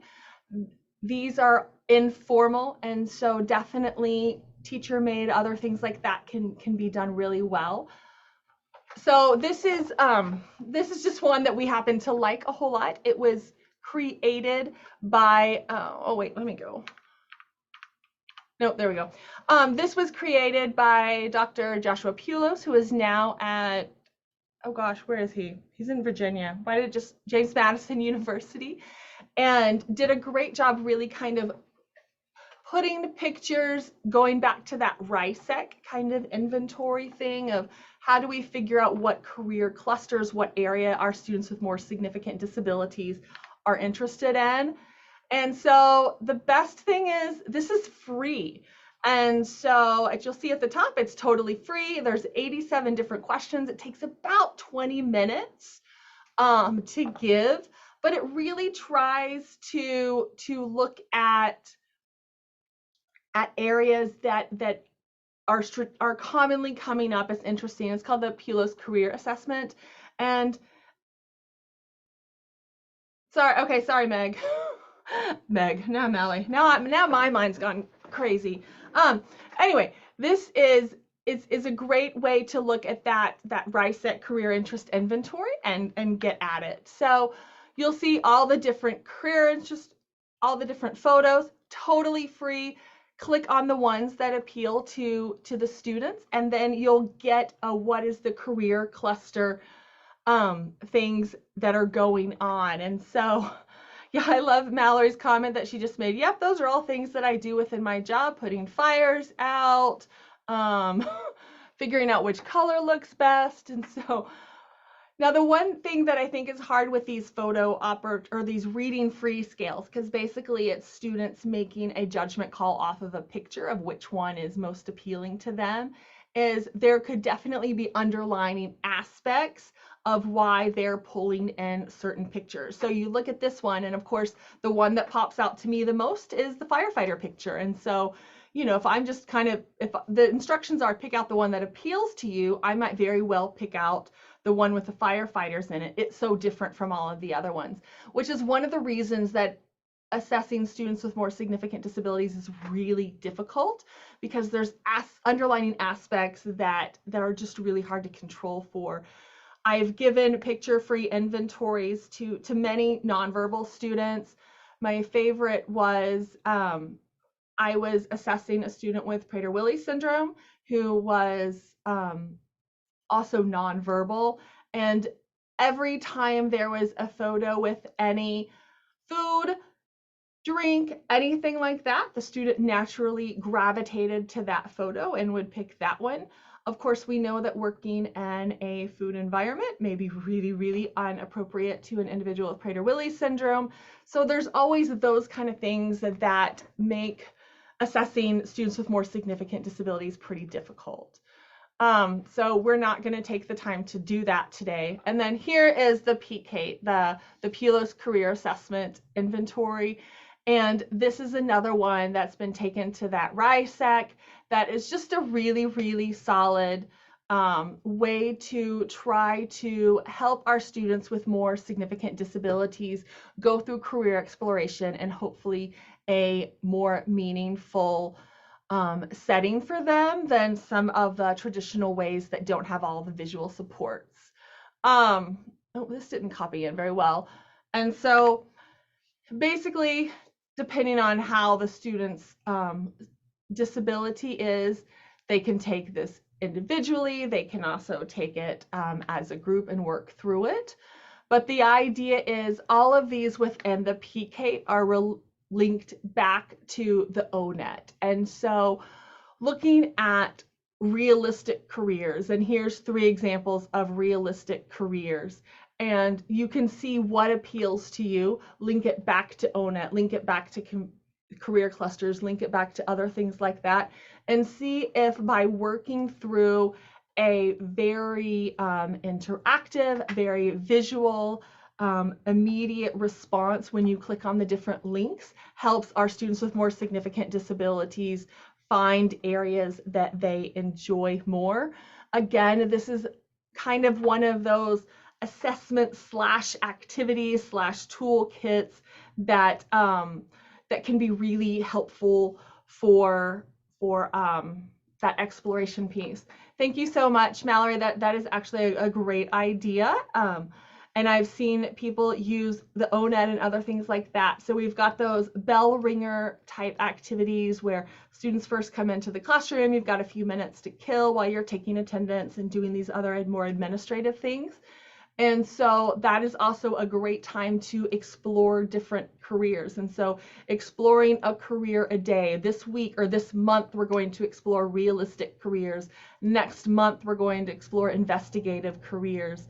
And that can also be considered assessment. And so as that assessment goes on throughout the year, you can gather data on the areas that students were interested in, not interested in, how they reacted. And so again, with our students with more significant disabilities, a lot of it is that ability to kind of think outside of the box just a little bit.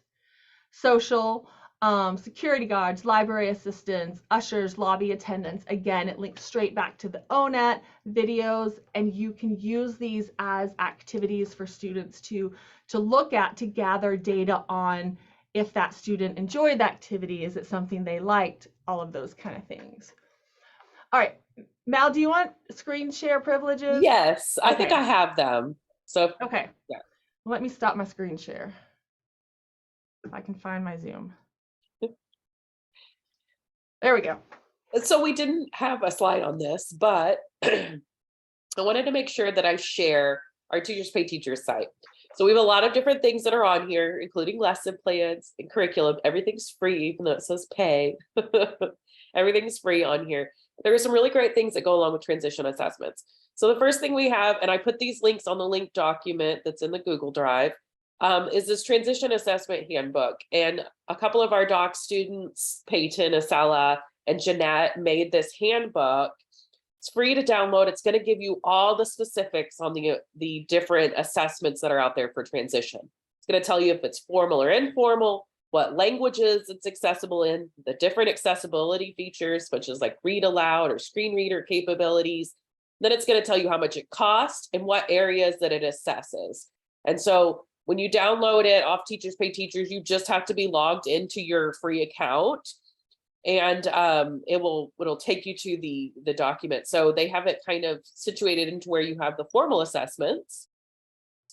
You can see there was lots of them that Kendra and I could not get to today because there's so many of them. Yeah, we usually pick and choose, and so you will see things in this handbook that we didn't cover today. So like here, like the ARC self-determination scale, and it's going to tell you how to get it. Like you can access the QR code. The Duckworth grit scale, same thing, tells you all the different things you need to know about it. So this is kind of like one of those guides if you have new teachers, or maybe you're new to transition, or maybe you just need some fresh look at a different assessment that you don't know about. This is a great resource to do that with. So we have kind of a condensed version of this as well. Let me get back to the homepage there. And it's just a chart. And it has just a list of transition assessments, the area that assesses, how much it costs, and a link to get there. So it's not going to have all of the information that the handbook has, but it's got some good stuff. It's like a really quick guide for you to find different transition assessment. And so I won't download that one because you can kind of see what that looks like here. And the last thing that I wanted to share was kind of a new thing for us at the Zero Institute. And we've created a college and career exploration toolkit. And so I'll go ahead and download this. But one of the doc students and I, we've really kind of gone on this exploration ourselves about career and college exploration tools and created this handbook. And so you'll see that there are several different kinds of career interest inventories and tools, and they're all listed there. And it's going to give you some brief information about what it can do. And then it'll provide the more of an outlook of what it does. And so just like when we took that BuzzFeed quiz at the beginning, our transition assessments are not one size fits all. So if we have a guide like this, we can go through it and pick out the assessment tools that are best. So we say this is for students, this is for their families, for IEP teams. This can offer them very different ways to explore. So if you have students that have parents that are Spanish speaking, ONET has a Spanish version for them to go and access, and that's really nice. And so they can use this, and it's all clicked up, linked up. So you just have to push on it, and it'll show you where to go. One of my favorite parts about this is that we not only do careers, but there are college exploration tools on here as well to check out. And everything is free. We're all about free. So everything is free. And then finally, at the end of this book, when they find a career exploration or college exploration guide that they like, there's a worksheet here for them to put their top 3 choices in, explain why they like it, explain pros and cons. This is great information for students to generate their own post-secondary goals. And so this can be done in the classroom, it can be done at home to get parents involved, but it allows students' voice to really be heard here because they've had the time to make some informed choices and then go through this process of saying, these are the top 3 careers that I like, and these are the top 3 colleges that I liked. And this is something that I would like to be added into my transition plan and my post-secondary goals. So all of that is free. There are several other things on this website, but those were the ones that definitely dealt with transition assessments. When we see you all in 2 weeks, we might cover some of the other ones, but I encourage you to go check it out. There's free lesson plans on there. There are some other transition assessments like the personal preference indicators. And there's ways to connect all of these transition skills into existing academics and just some quick, easy tools to implement transition in the classroom. Thanks, Val. I made it. We have a few slides left to go over, and then definitely want to have some minutes for question and answers. So one thing is, of course, at the Zero Institute, we always like to make sure people know about things that we have going on. So if you are not a member of our Zero sign up listserv, here is a great way to sign up. We have it's the first Tuesday of every month, so Transition Tuesday, and we send a newsletter out that definitely lets people know if there's something new on the Teachers Pay Teachers website, it's in the newsletter. If there is funding for master's students, it's going to be in the newsletter. If there is just about anything that we're doing, we definitely want to share with people. So if you're not part of the newsletter, this is a great way to find out what is going on and the new resources that we can get out, especially if you would like to help pilot the Tag Middle School. This is another great reason to sign up for the newsletter because that information will hit the Zero newsletter first when we start doing wait, I went the wrong way.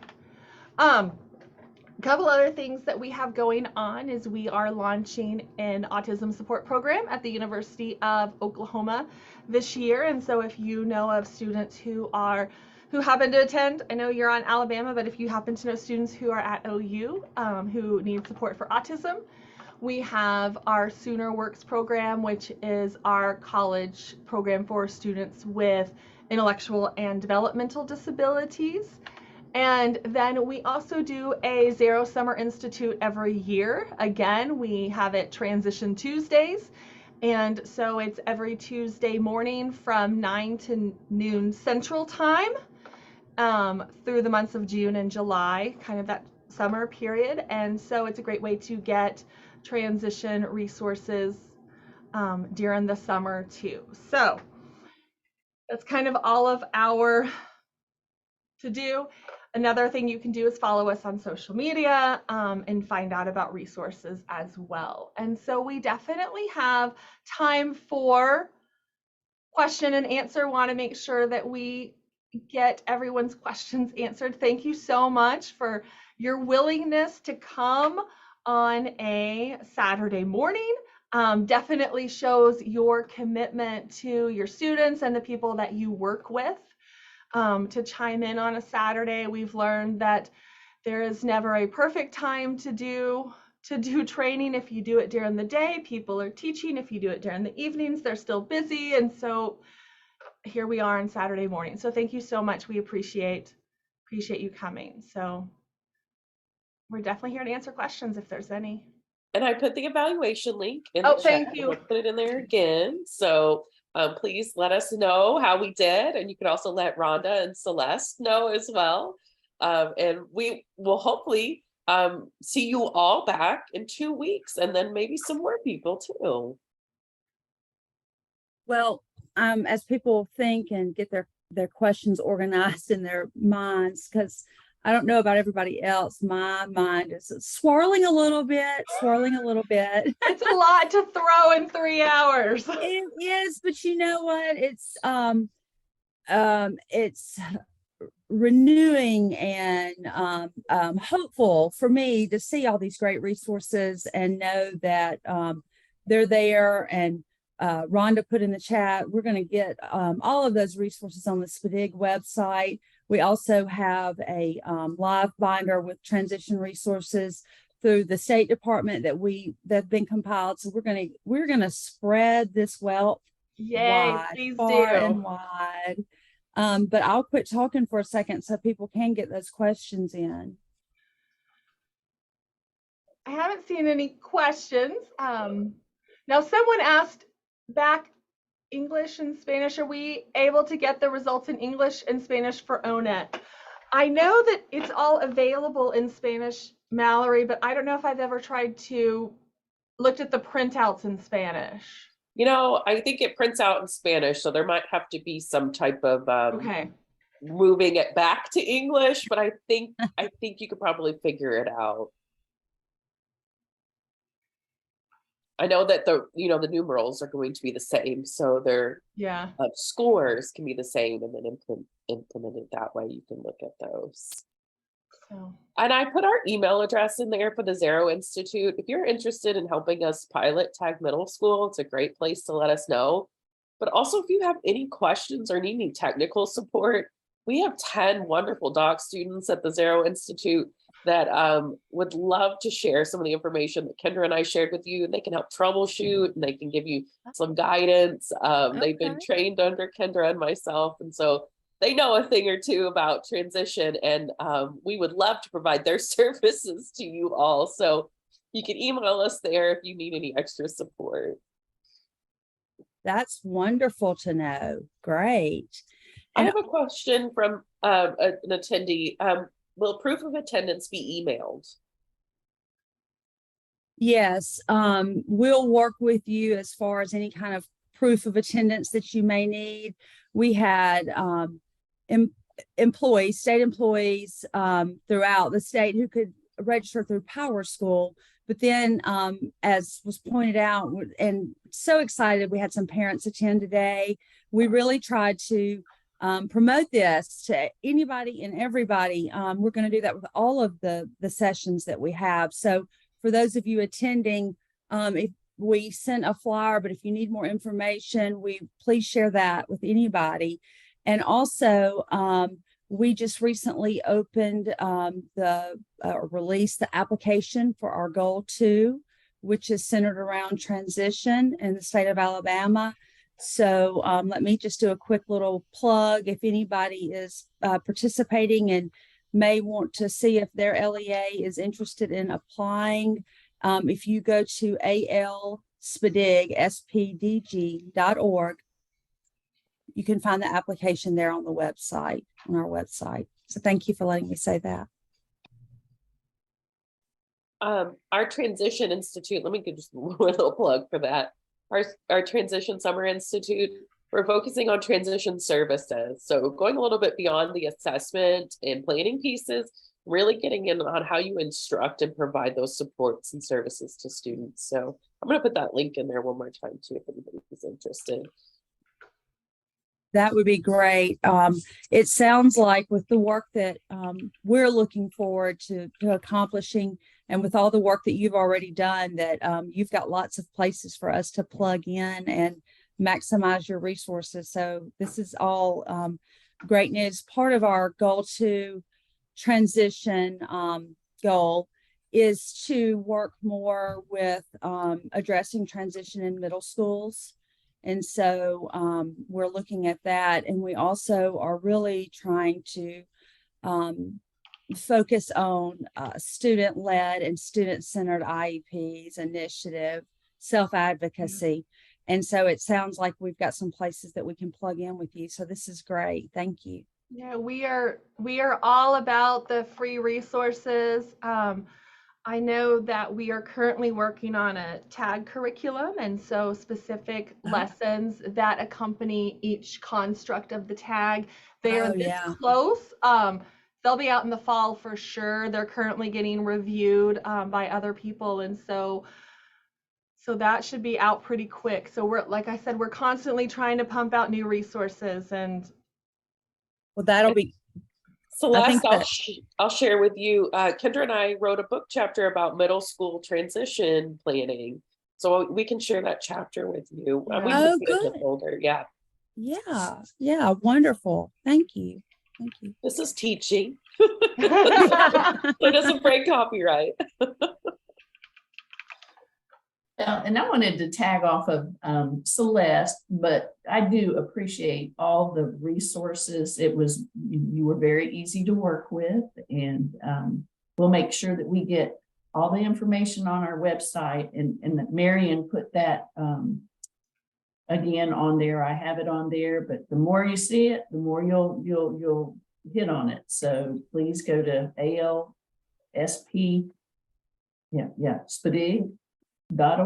and we'll put your resources on there. So thank you, ladies, so very much. And There's a question. I have to say one more thing, and then I'll let you do the evaluation. Please make sure you do that. That is to support our funding for the grant. We have to show that we have training and the results, and just provide lots of data to support our success. So that's what that evaluation is about. And when you get that, please respond to it. It's very brief. And also we have your email addresses. And so any issues with credit, attendance, participation, don't worry, we'll get all that resolved and handled. Yeah, someone did ask about the recording. And so the recording is being recorded to the University of Oklahoma cloud, wherever that lives. But I will get it all uploaded to a private YouTube link, and then send both Rhonda and Celeste, so then they can spread the transition assessment love. Thank you. That's wonderful. Thank you. All right. Well, I hope everyone has a wonderful rest of their Saturday and a nice relaxing weekend before we're all back on Monday. And we'll see you all in 2 weeks. Yeah, that's right. We'll see you in 2 weeks. So thank you again. Everybody have a great day. Thank you. Bye, thank you to our interpreters too, Cassie. Yes, thank you so much. Yes, thank you. So talented. Thank you. Very good. Thank you, ladies. Thank you. All right, Mallory, feel better. Thank you. I appreciate that. All right, I'm officially stopping the recording. Okay. All right, good to go.